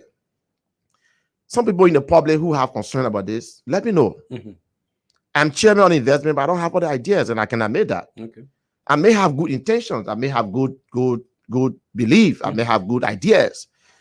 But in the public, those who are under the sound of my voice, if you have some suggestions, give it to me, and I will pass it to the executive to make sure that, when you bring back Mitar concession, please make sure these areas are addressed. Since you're talking about concession issue, before I go back for us to talk about specific issues under lawmaking, oversight, and representation, what has been your stance on the Western Cluster deal, and what is the status of it as we stand? Well, we have two chambers, the House of Senate and the House of Representatives. Sometimes we'll be starting some actions. Once it is taken in the House, in the Senate, we take it out, okay. Firstly, I must say to everybody here that there is no way that an MDA can be subjected or can be relegated or can be substituted by an MOU. MOU is non-binding. Concession agreements are not between the executive and the legislature. Concession agreements are between the government. Our constitution says that there are three but coordinate branches of government. So when the executive signs an MDA and it comes to us for ratification, it is still government action. The executive and the legislature are the same government. So an agreement or a concession that was ratified by the House of Representatives, by the legislature, duly signed and printed into handbill, at no time can be relegated or can be substituted for by an MDA, by an MOU. I was out of country. They came back and met the issue. I picked it up. We started to discuss it. While we were discussing it, then the justice in chamber issue a stay order. By government practice, once the issue now is a subject of the court, then the other branch of government will have to follow through. So we are waiting to see how far the court issue goes. But where I sit as chairman of investment, I believe the people of Bombing deserve better. I believe just like any part of the country, the Western Belt, the Cape Mount people, the Bombing people, the Bapolu people, there should be nothing short of giving them what they deserve. Don't forget, we are discussing the extractive industry. When you remove the iron ore, it doesn't go back there. We, in fact, in some countries, which I think we should introduce here, in some countries, you don't make money from the extractive industry and spend it right away. Okay. You have to invest it. It is the proceeds from the investment that you use, because it is an extractive industry. When you extract it, it doesn't replenish itself. Yeah, it doesn't replenish itself. And you want to make sure that after 10, 15 years, after 30 years, the next generation will come and say, Bombing used to have iron ore, and our people gave it out to a concession here, and they extracted the mineral resources. But the money that they pay, even after 50 years, the people of Bombing can still go and say, this is the money. It means that the original, the initial income will be invested into something. It means 2, 3, 4 generations will come and still benefit from the extractive, from what was extracted. Even though the mineral resources are no longer there, but the proceeds are still there. In Norway, I traveled to Norway to see their system. They don't spend the oil money directly. When you extract the oil, make money out of it, you have to invest it. When you make profit from your investment, it is that profit that you put in the national budget. So there are 4, 5 generations that are benefiting now in Norway from a resource that they didn't see. It was their forefathers. But even today, the original income, after 50 years, the resources, that income is still there. It's either in shares, it is in a banking sector, either they invest it into businesses, and it is a profit that is now in our case is direct spending. But the people of Bombing, back to the Western cluster thing, we cannot have a country where the companies decide what they do. I've invited, and I'm just waiting to see the court action. But the management of Western cluster has been invited. I've been trying to read what is written. But I can say uprightly, an MOU cannot be a substitute for an MDA. Even if the MDA has provisions that we don't agree with, the way to do it is to amend it, is to revisit, is to restate. Another area being criticized as a body is oversight. Most time people talk about the legislature as a body not being very robust in its oversight function over the executive. Some of the things within the executive, you just allow them to go that way. Is it coming from maybe the level of the speakership, or what is the main issue there? Well, again, it would be, I will give a response in 2 folds. As chairman on investment, if it was particularly my role, my oversight role, I will give you several occasions where we have made some very good strides. But one committee cannot present a very clear picture of the entire body. The oversight responsibility has been well, to some extent, we've done in some areas, like the issue of concession, the issue of public accounts, audit reports. I can say this much, that the national legislature has been very, very forthcoming when it comes to taking a look at the audit reports. I used to be on the committee on public accounts, so I know what I'm talking about. Once upon a time, I raised a concern, a call to the executive, that you have more than 15 audit reports that have been reviewed by the legislature, submitted to the executive for action. Up to this moment I'm talking to you, I have no reason, I haven't laid my hands on any reason why the president cannot implement the audit reports. This is a waste of public resources. The law says that the Auditor General will report to the national legislature. From when to when were those audits and conducted? there are audit reports. I know I was on a public accounts committee in the 53rd. So from the 53rd, there are audit reports that are in the president's office. In the 54th, I served on it for my first 2 years, and I was removed and sent to ECOWAS Parliament. So of course I cannot sit in the two areas. But up to today, I can say that we have more than 15 audit reports that have been cleared by the House of Representatives, that has been reviewed, recommendations confirmed, submitted to the president. This president has now mustered the courage to implement the audit findings. I'm sure some of them surround financial improprieties. Yes, financial misapplications. Now, our law has the statute of limitation.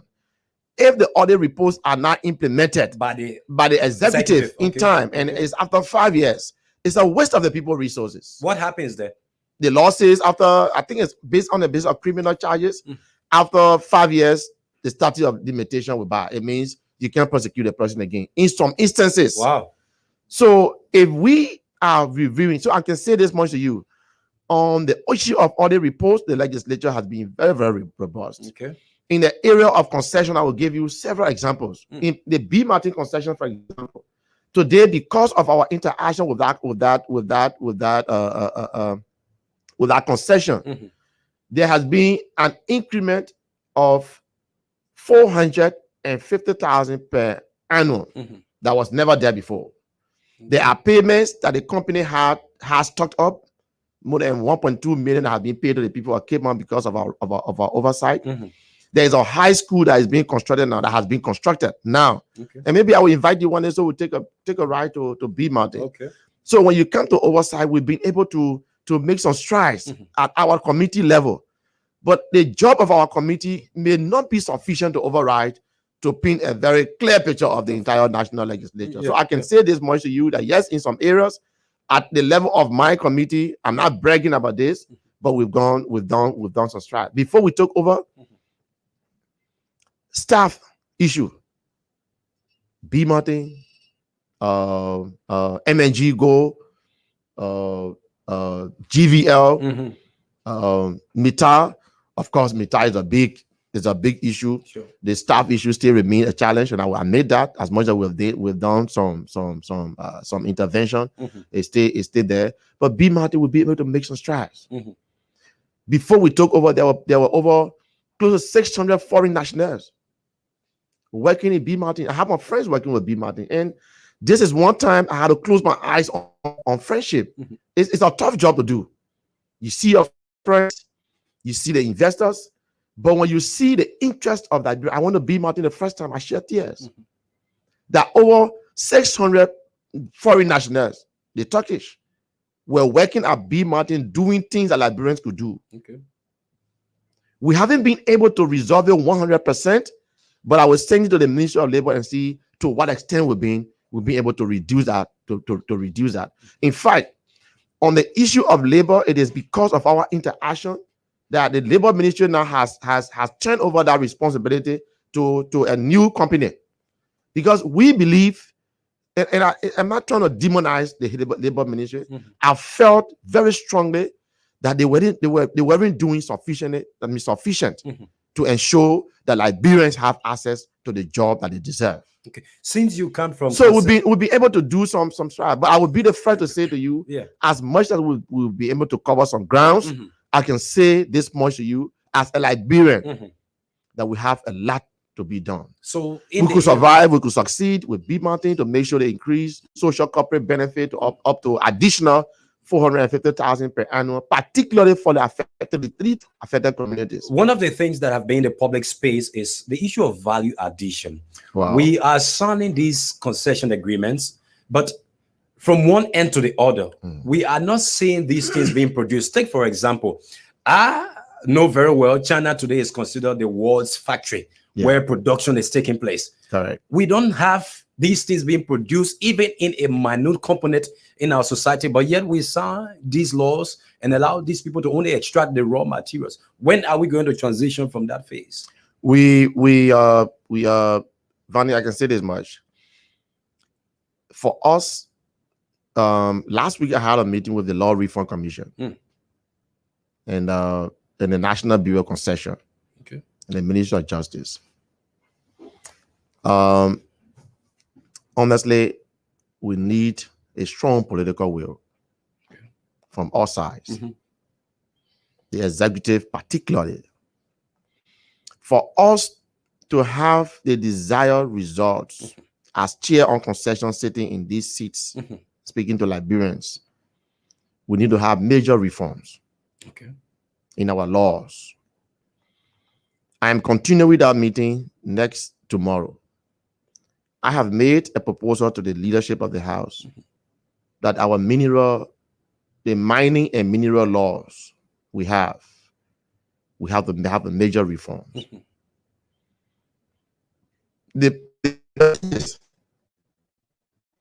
Up to this moment, I am still trying to understand what is the ownership of the natural resources, of the value addition.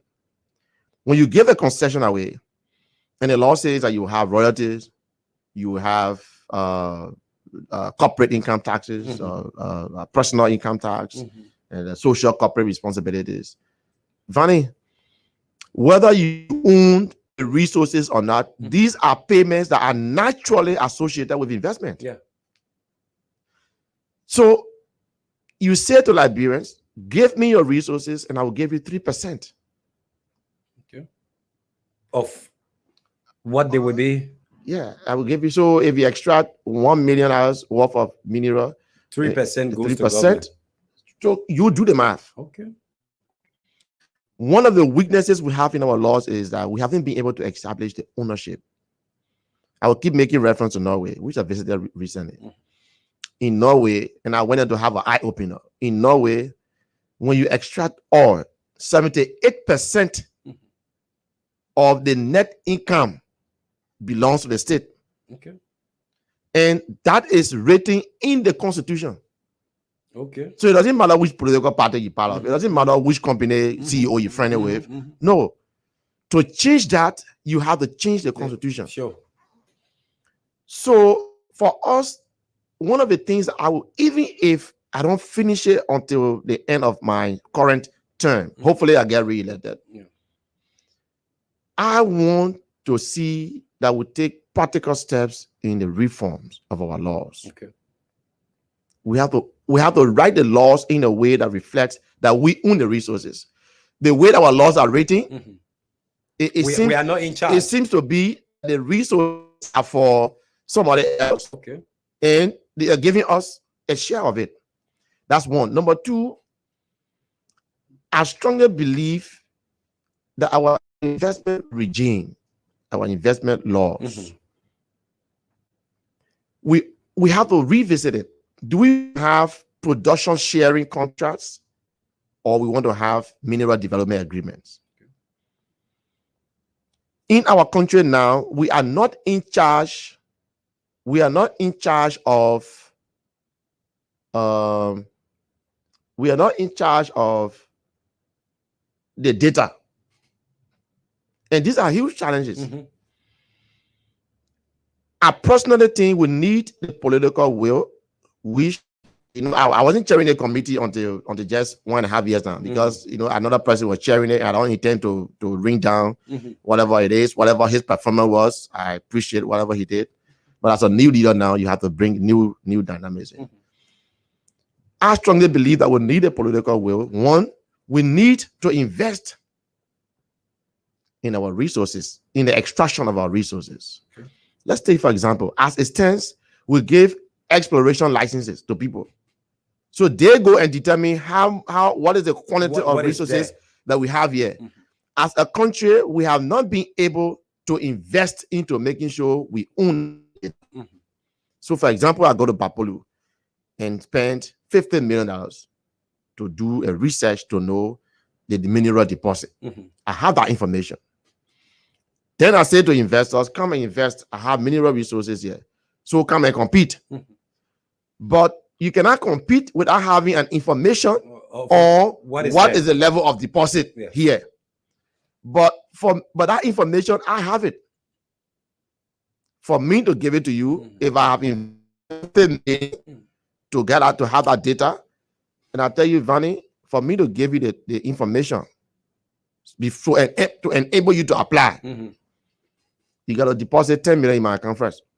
Just to see the information. To have access to it. Okay. In other words, you don't have the power to do exploration anywhere. I already have done my exploration. I have the information with me. But for you to be given that information, the first thing you have to deposit. The first thing you go and deposit 5 million. Let's assume. I know, because even underwriting cost of what you spend 2 to 3 or 3. So let's assume, Evani, reform is not a walk in the park. I am not going to sit here to say, oh, I have all the good ideas. I've just taken over 1.5 years. I have all the good ideas. Reform is tough. Okay.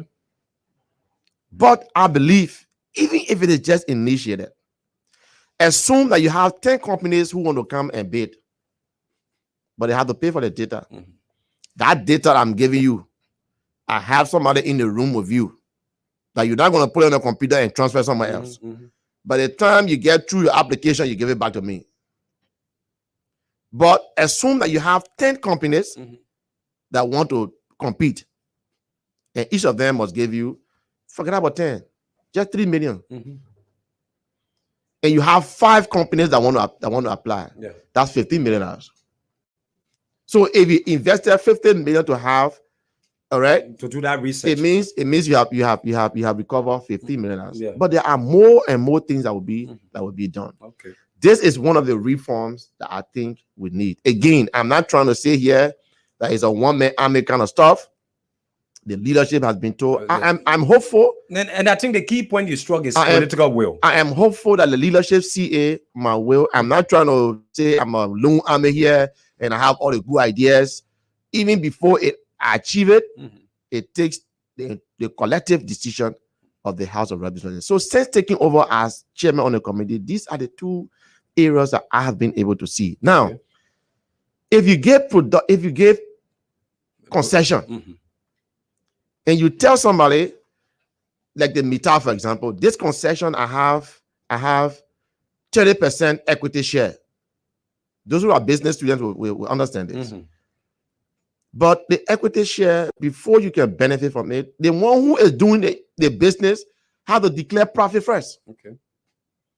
Mita Steel for the past 16 years has always been losing. That is according to their books. Okay. If anybody asks me, well, what is one of the reasons we didn't ratify the Mita concession under my leadership, that was one of the points.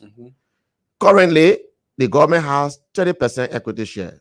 In a new amendment Mita brought, they said we should reduce it to 15%, even though for the past 16 years they haven't declared profit. So Mita is always losing. But you're always losing, but you still want to have. And until you declare profit, okay, the 30% equity share I have, it means it's rating 30, but it's actually 0. These are some of the tricky things, at least for the short time I've been in this position, that I've been able to understand. And I think if these issues are not resolved, but everything hangs on the political will. Okay. Vanny, I will not say everything that happened behind the scene, but I know what we went through when we rejected Mita concession. I know the stress. Okay. I know the discussions. Yeah. I know the speculations. No. Today, if anybody were to ask me what is one of the most headache, it would be the renegotiation of Mita, because Mita concession will eventually be submitted. Okay. It is a huge issue. So I would think for me, the legislature, yes, in some instances, oversight may not be as the public thinks, but I think in some areas, in some respect, we'll be able to do extremely well. What is the weakness you've identified? But the completion of that oversight is the executive. For example, the audit reports. Funny, if I give you some of the audit reports, millions of dollars. the Auditor General submits the report. By law, the Public Account Committee will go through the report and say, yeah, we agree with this or we don't agree with this. But the Public Account Committee has submitted more than 15 reports. Yeah. This executive that we have has not mustered the courage to implement one of those audit reports. It takes the political will to both do the right thing in terms of taking the steps, but also taking the decision to invest. I remember once upon a time there was an economic forum held at the ministerial complex, a whole government and a private sector kind of conversation. And those who were planning the event, I told them, I said, let us include as one of the topics the possibility of taking a national decision to set aside 100 million to just invest into having, take for example, the oil sector. TGS is the one that is keeping the data on our oil sector. TGS is a foreign company. So TGS comes here and go and do all the exploration and keep the data. When a company wants to have a block, like block 13, block 7, they go to TGS and buy the data. Then they give us a portion, they give us a percentage of the amount. Whereas if we had invested, now look, we are going to spend 200 million to just know what is the quantity of oil that we have. Anybody come to invest, and everybody come to do oil mining, I mean oil extraction. You pay for the data. If you go deep in sea or you go deep under the ground and you don't find oil to combustion quantity, that's fine with me. But you have paid us. That is one of the risks you take as a business person. Now, if a company tells you that you have, that I'm saying, oh, you have not made profit, how do you establish that that company has not made profit? How, without going into their books? That's one of the sticky points. I have said to the people, if Mittal says that they have not paid or they haven't made profit, so because of that, they cannot give us our equity share, let's audit their books. Because which they wouldn't do. So it's a huge something. It is a huge, it's a challenge. It takes the collective will of the legislature and the executive. And this, in the letter we wrote the president, that's going to be difficult. In the letter we wrote the president, when we rejected Mittal, I made sure that particular thing was mentioned in the letter to the president. Because they are competing interests. That part of the concern that the legislature has is our equity share that we are not benefiting from. Mr. President, when you are resubmitting Mittal, please make sure we answer this question. I hope that the resubmission will capture this, because funny, I'm young. So if you tell me that our 30% share you can give it because you're not making profit, then you have to open your books so that it can be audited for us to confirm that it is true that you didn't make profit. This is one of the sticky issues. Honorable, most of the I will find a letter that we wrote to the president and give you. So because these are oversight responsibilities that we are doing, but the public may not know these. The public may not know the details of what we are doing, and I sometimes you receive all of the backlash. I would receive the backlash. I am not saying that we are unjust. There are some instances I believe the public has a right you got some flaws to raise concern. Also. There are some areas that we're doing our best. The public needs to know. Also, we need to solicit the views of the public. Funny, some of the smartest guys are not in the Capitol building. Educated people. So most time, when I went to the Mittal agreement and I wrote a report, some of my colleagues said, oh, how? Between me and you, I can confess here. And which is understandable. Being a lawmaker doesn't give me all the ideas. I said, look, you are in the private sector, but come on, please be this on me. There's nothing wrong with soliciting expertise to look at these things, because if I had gone and signed I was just on the phone with Isaac Jackson to help me with some legal issues as well. Good. So it's good. So these are the concerns that we have. These are the steps that we are taking.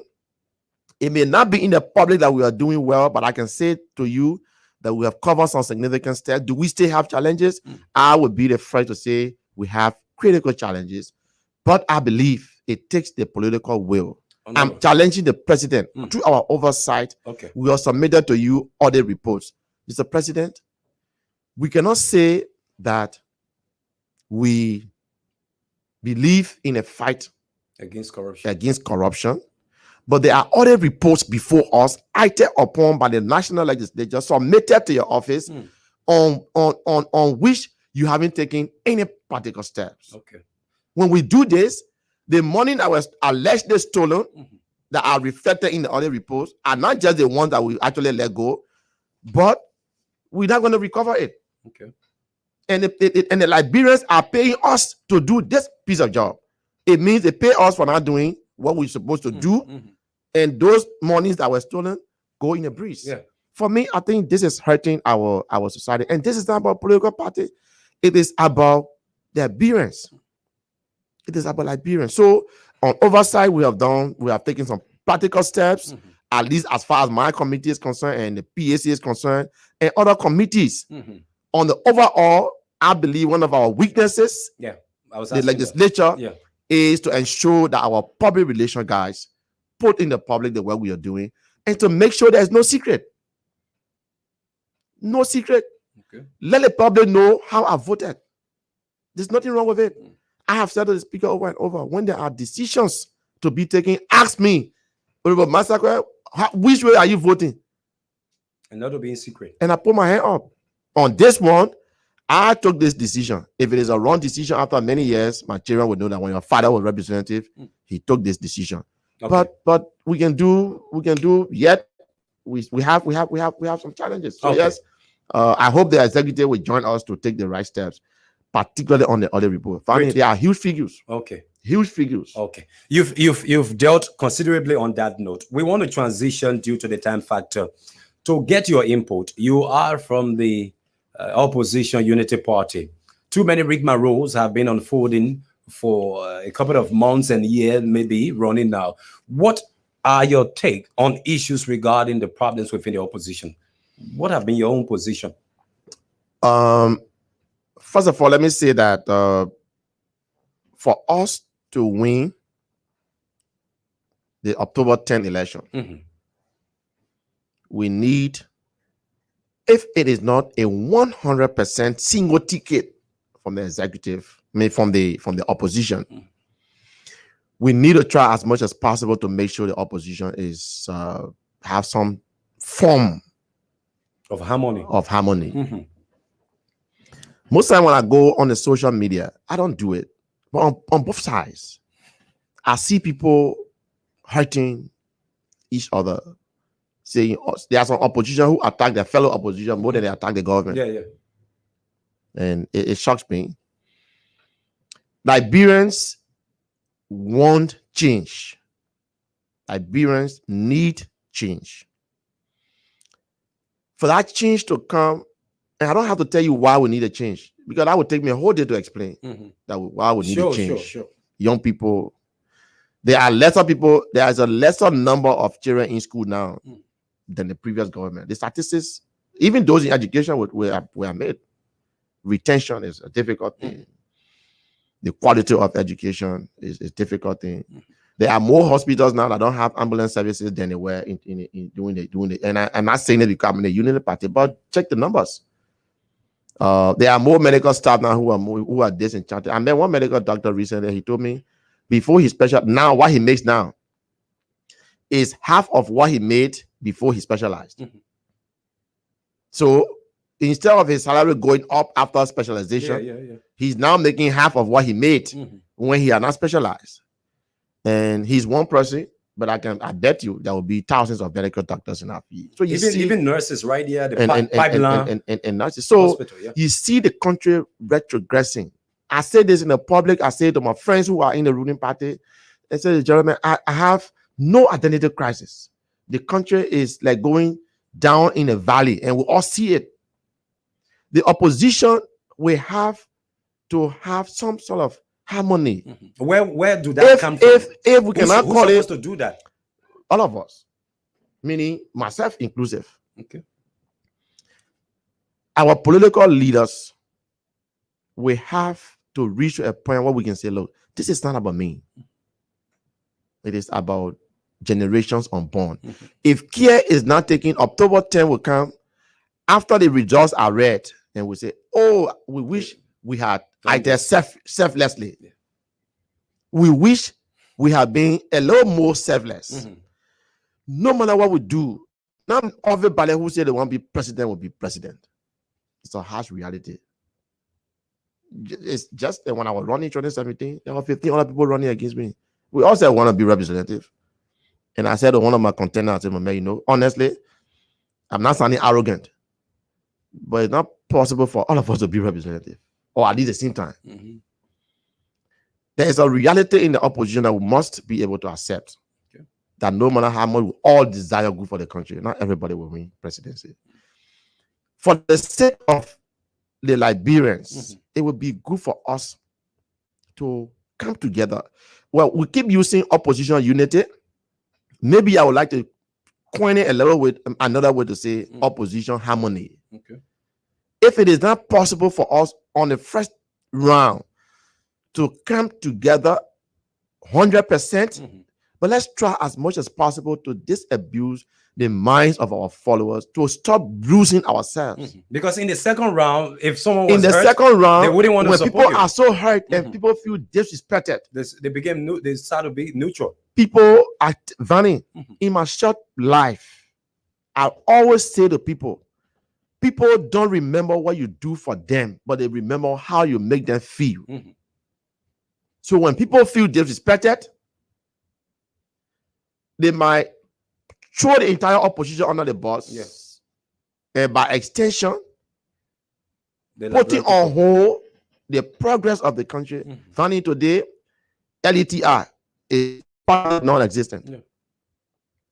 So how do we attract people to come down extractive industry? Because that is a requirement, international requirement. We're not meeting it as a government. You know, I'm an MCC. I don't have the lecture here about that. Few weeks ago, we also, LEC is coming on better now. LEC is like you know, the man who was sick, you go see him. He said, Jeremy, I see the moon. He said, man, I want to make it well now. Then he said, I see the other moon. He said, man, no, I want to make it. That's why LEC did a few days ago. LEC is doing well now. Then he said, I see the other moon. He said, no, man, LEC can make it.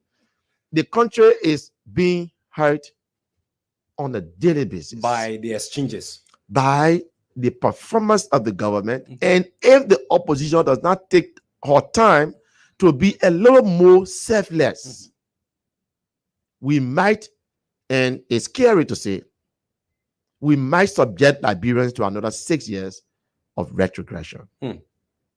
I'd just like to say here this much. Even if we don't have 100% opposition unity, quote unquote unity, let us make sure we have opposition harmony. Okay. We can resolve. There are level heads. We should be able to say, look, for the sake of country, can we form an alliance or a coalition? History, the statistics have shown no one party uprightly. So Chief, let me, even the CDC have never been able to get 50% on its own. Yeah. So never. Let me find out from you. So we have a window of opportunity. We have a few more months, and myself inclusive. Yeah, that's why I want to find out from play you. a role. What have you done? Because this has been going on personally. Few days ago, I met with some of the behind the scene conversation. Yeah, you don't have to for go the sake in of the discussion. Mm. I met with Mr. Cummings. Okay. I've met Cummings 2 times. Okay. Of course, I don't have to say the number of times I will meet Joseph Boakai. Obviously, that's my Unity Party person, so I'm always there. But at least I had a conversation with Ambassador, Mr. Cummings, without trying to take away from his ambition, without trying to take away from his stance. I believe he has good intent, and without trying to be demeaning or condescending, or forgive my language. And I said, look, we are young people. It is for us that you are providing this path, this political path. No matter what we do after 2023 elections, no matter how long you people stay around, there will be some time where you will have to, leadership in our political parties, leadership, national leadership will have to transition to us. It is our generation that you're working for. Is it possible for us to have some more dialogue, for us to talk about these things? And I've said similar to Ambassador Boakai. I would not say the details about what we discussed, but I just say to you that we have taken steps, we have had this conversation. Not just two persons. Okay. A couple of days ago, I was in conversation with executive of the MDR. Okay. I've had conversation with people with different political parties. There are people from my country who say, "Oh, we want to be president." I said, "Jeremy, when we all decide that we all will be president and nothing else, it's possible we all will lose the presidency and get nothing else."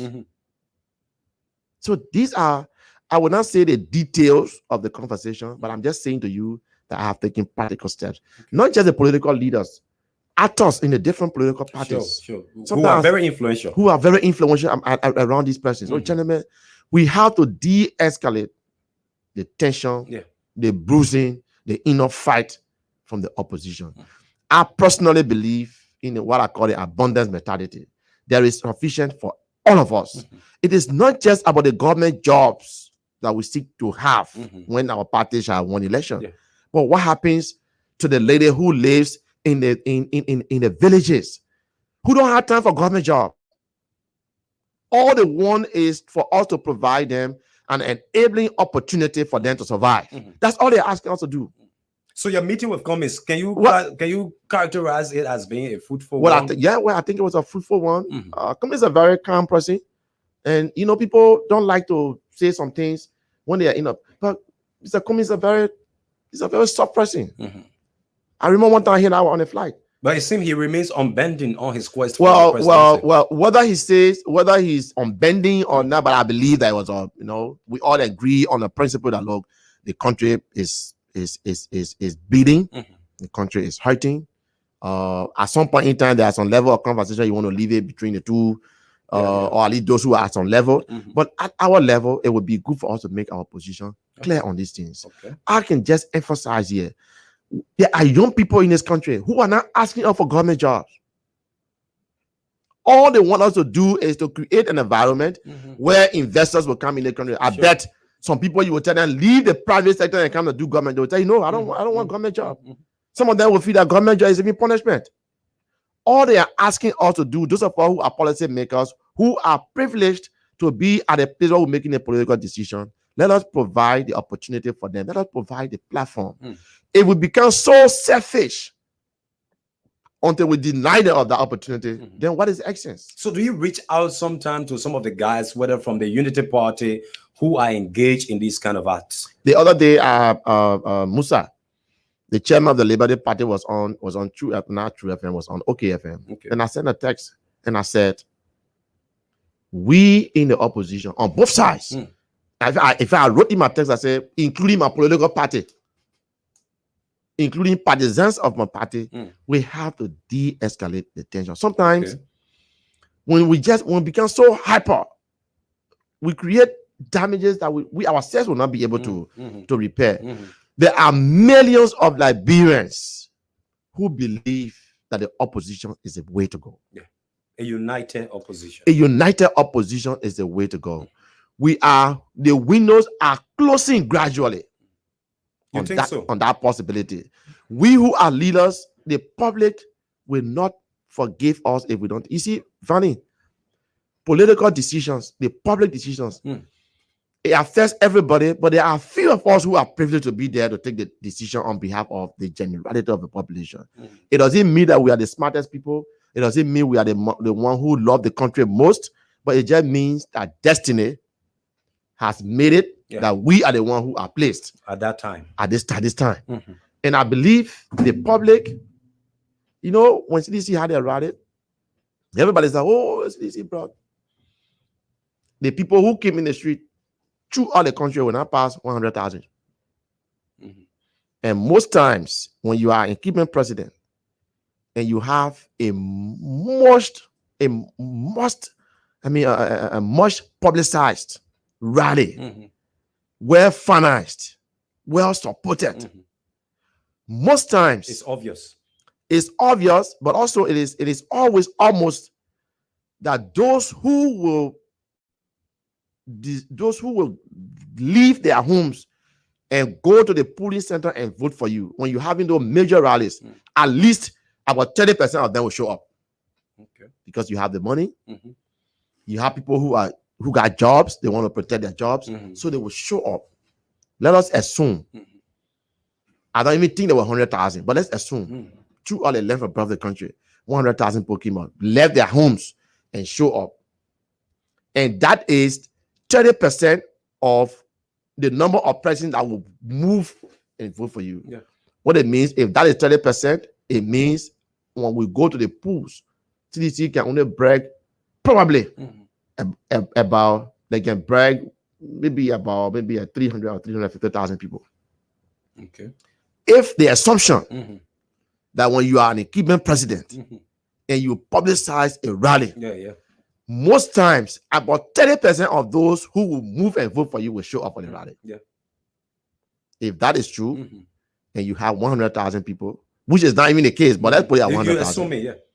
It means you had 30% of those who will vote for you 2023 showing up. Okay. 30%, it means plus or minus you will be around 320,000 people. If the ruling party can be around that number, it means we still have almost 1 million people who are desirous of going against the ruling party. No, it's obvious. Even saw this. Where do they go? We in opposition now are placed in the position of opportunity to seize this opportunity. Because if they were to scatter here and there, but if we divide those numbers in yeah. Monserrado, you know, I did the same analysis during the senatorial election. I saw SKD, and my friends would be the CDC. Oh man, we were fighting with the opposition, and I told the guy, I said, "Look, Jeremy, let me tell you something. Most times when you're a ruling party, I was in ruling party before. Most times, those who would decide to leave their homes and vote for you when you having rallies, they will carry their children. I saw the Minister of Public Works on this gun rally. The Minister of Public Works had her children, and I saw them on live. So most times these people they move, and I said to somebody, those who want the SKD during the senatorial election will be around 30,000, and they are just 30% of those who will vote for Tomofa. How much did he get? Around 100,000, right? Okay. And the opposition got 206,000, 200,000, and the ruling party got around 100,000. Go back to my statistics, go back to my analysis, that those who show up will be around 30 or 33% of those who will actually vote for these people. See the number. So if they got around 100,000, it means my assumption that those who show up with around 35,000 people, and it will be 33% of those who will actually vote for these people. Okay. When they got 100,000 people, I told my guys in the capital, I said, German, election is not emotion, it's a number game. Okay. So we have an opportunity. The opposition has an opportunity. All we have to do is to rally, give the message. In election, is the resources, is the message, and then the messenger. Okay. The opposition has what it takes. The people are showing resentment in the way they talk, in the way they do things, in the messages, in the telephone calls. When you visit the towns, they all tell you, we are tired of this regime. Okay. We have an opportunity as opposition. There will be sufficient. There will be ministers. There are people who are young people. They're not looking for government job. So let's look outside of the box and say, for the sake of this population, for the sake of this generation, let us rescue the state. But we have to be a little more selfless. Chief, finally, to achieve that. From your end, you just indicated that you're going to be seeking re-election. Let's talk about your legacy projects, your legacy achievements for which you would like to be seeking re-election. Well, personally, I believe in building people. If you were to ask me from 2000, well, in addition to my constitutional responsibilities, because you see right now, our politics is so much such that the constitutional responsibilities, people say, is to make laws, to have oversight. I've spoken about the oversight, but you are leading people, and sometimes I call it the fourth responsibility is the social contract. Okay. So at the Capitol building, I'm not bragging, but you have followed the legislature. I'm not bragging. Most time I don't even come on the radio to say some of these things. But if you were to go and count the performing, the experienced and contributing members of the House, if you're counting 5 persons, I'm sure I will be in that number. Okay. But that's up the Capitol building. I provided adequate representation of the legislature internationally. This is my second time serving on the ECOWAS Parliament. I served my first time on the ECOWAS Parliament. I'm there again. I have a very good idea on what is happening in the region.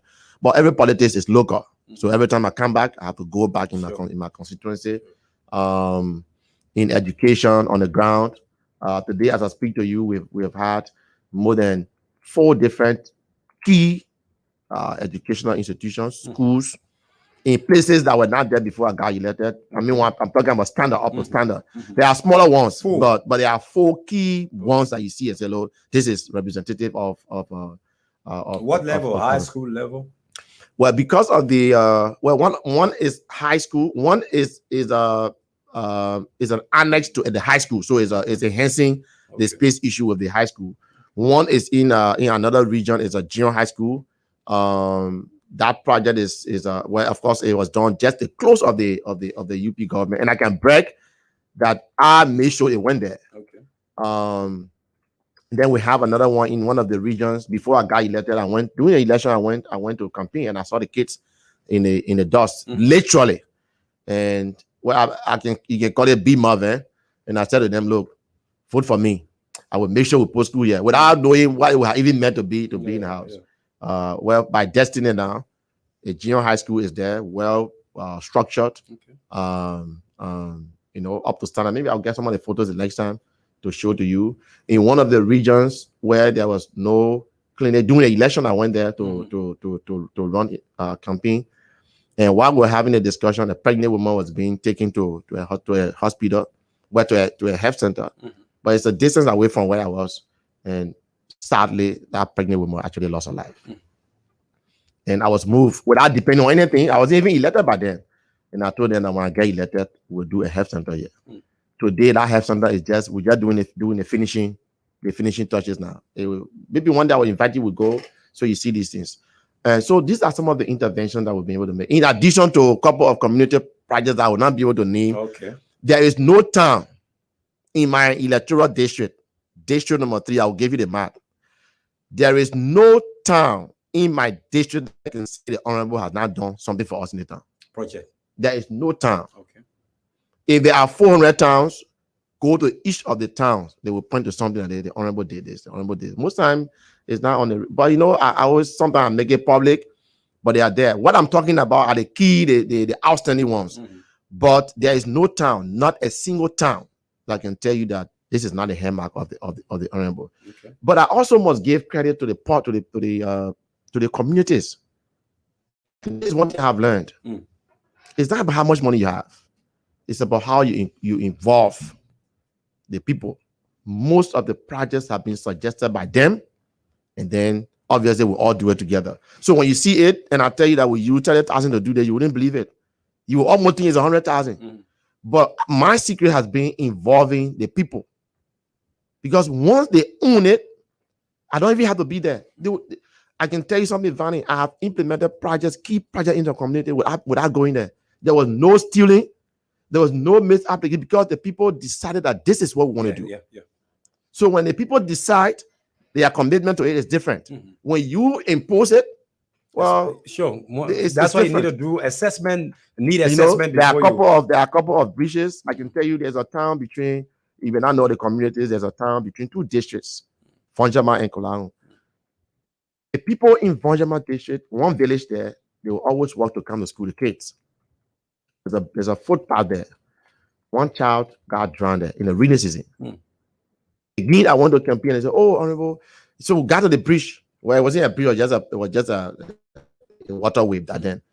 And the sectional chief said, "We lost a child here because the children have to come to school here." Then I said, "Okay, 2 solutions. We'll put a bridge here, but that is for the general travel of people. But the community from which these kids have to walk and come here, because this is where the junior high school is. We need to have a way to put a school there, so that these kids cannot be walking, around, 6 years. You will not expect 6-year-old child to walk from that community to come here. It's not possible. Now, by the time we wait for them to reach to the age where they are able to walk, they are already over age. Sometimes they are 15. You go to some towns, you see 15 years old.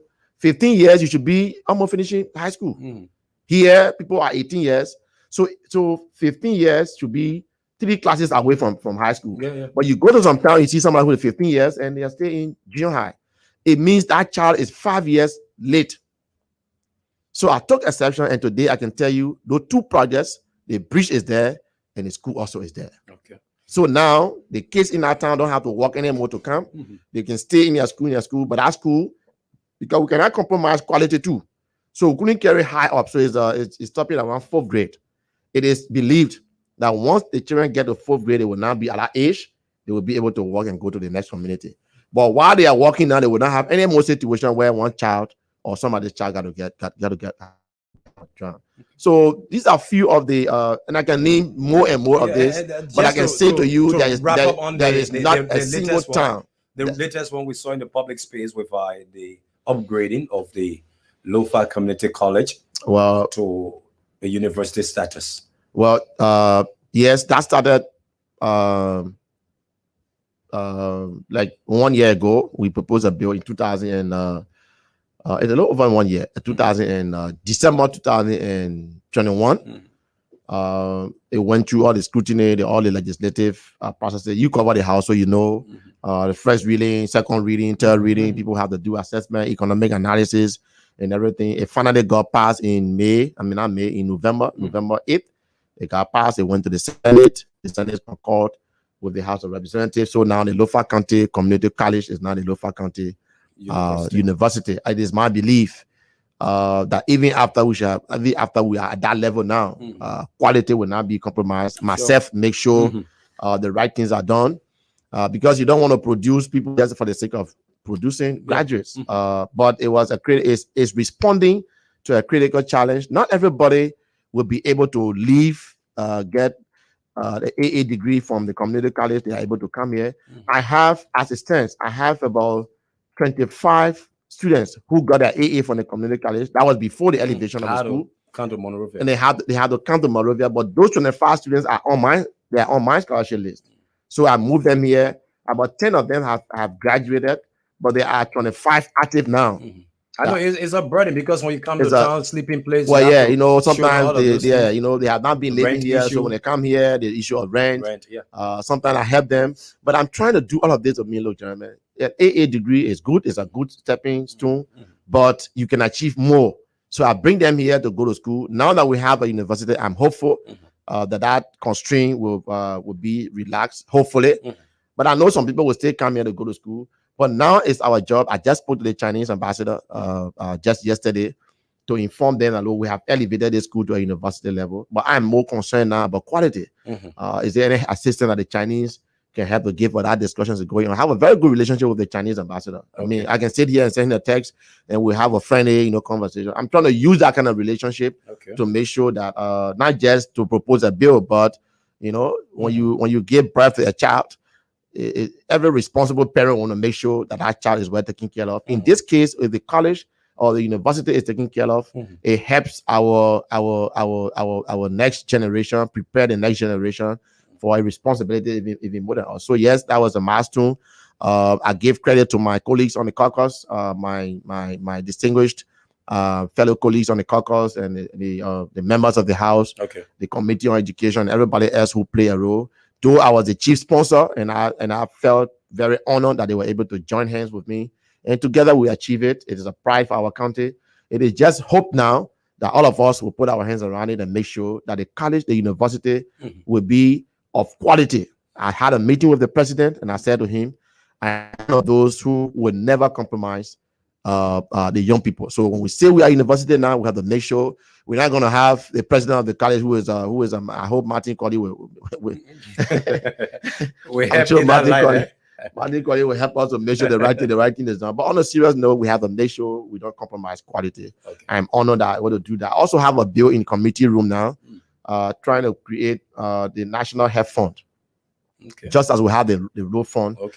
Sometimes we have the general discussion around the budget. We don't have enough resources to put in the health sector.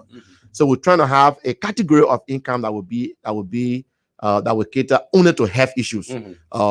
Sending people for specialization, making sure we have the health technology, we have the right kind of setup. I'm hopeful that the Ministry of Health will help. We're having meetings next tomorrow. I hope that we'll be able to resolve on these things. If it is passed, it will be a restricted fund only to improve the healthcare of our people. Some people cannot afford. In other words, when that law is passed, those of us who can afford will actually be paying for those who can afford. Okay, Chief, for the lack of better word. We want to wrap up now with you ahead of the election. Let me just get a final and concluding statement from you that will border around issues of election. What message you want to send to the Liberian people as we wrap up? Well, we have to ensure that there's a free, fair, transparent, and a credible election. Okay. Violence-free. The bulk of the responsibility will be on those who are in authority now. It is their job. As a matter of fact, part of the responsibilities of the government is to make sure there's a credible election. There's democracy. Our democracy has to has to flourish. Going to the elections, I see the ruling party has, to a very, very great, significant extent, done some violations. Okay. The elections law. The election laws. There cannot be no pre-campaigning, and I see them in that kind of campaign mood. If you have done so well, wait a minute, wait for time. One of the disciplines that any government should have is to respect the rule of law. The law say this is not a campaign time, but you're all around, finding all sort of means to display. Maybe he will respond to this opulence, in the word of Manaseli. It is just being extravagant. You put all these flyers all around, line up the roof from here to central town. It doesn't improve the economy anyway. It doesn't improve our educational, in fact, it makes the people angry. Especially when you go to a health center, even in the wake of suffering, even in the wake of abject poverty, the ruling party is putting almost every LiPo has about 10 pieces lined up on it. Spend the state resources. They don't have a company.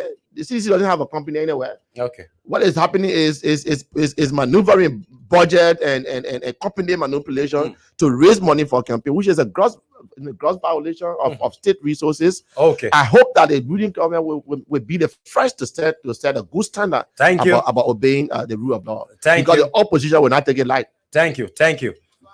Honorable Clarence Masakwe comes from Lofa County. A lawmaker at the Capitol building also told me, he said, Vani, do you know how the people are stealing money now? They passing it through their budgets. They put it there once they go to the building. That's where they're going to take it from. But again, like he indicated, the opposition have got to come together. A key voice, very critical voice in the opposition, whom I try inviting to this station. He told me, he said, Dix, I'm not going to be critical of Weah again. In the first place, I'm regretting why I even had to critique him. Because Comey and Boyka, in his words, he said, they are not ready yet. Again, thank you. There in the diaspora, here in Liberia. My name is Vani Dix. This is Trending Issue on Punch TV. Cherio Seiga has been in the background working on the sounds, the visual aspect as well, all of the technical issues. This is Punch TV. We're here to stay and here to serve the Liberian people. Until we talk to you on tomorrow, have yourselves a wonderful and a pleasant time. I'd like to say bye-bye from my end.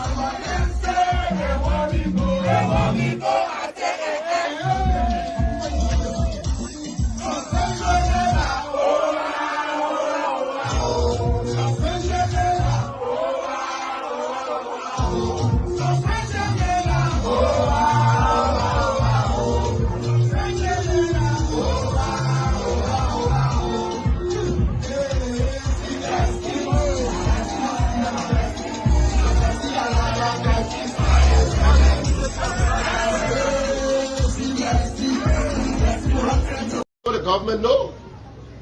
A letter was written in deception. You did not even include the caption of your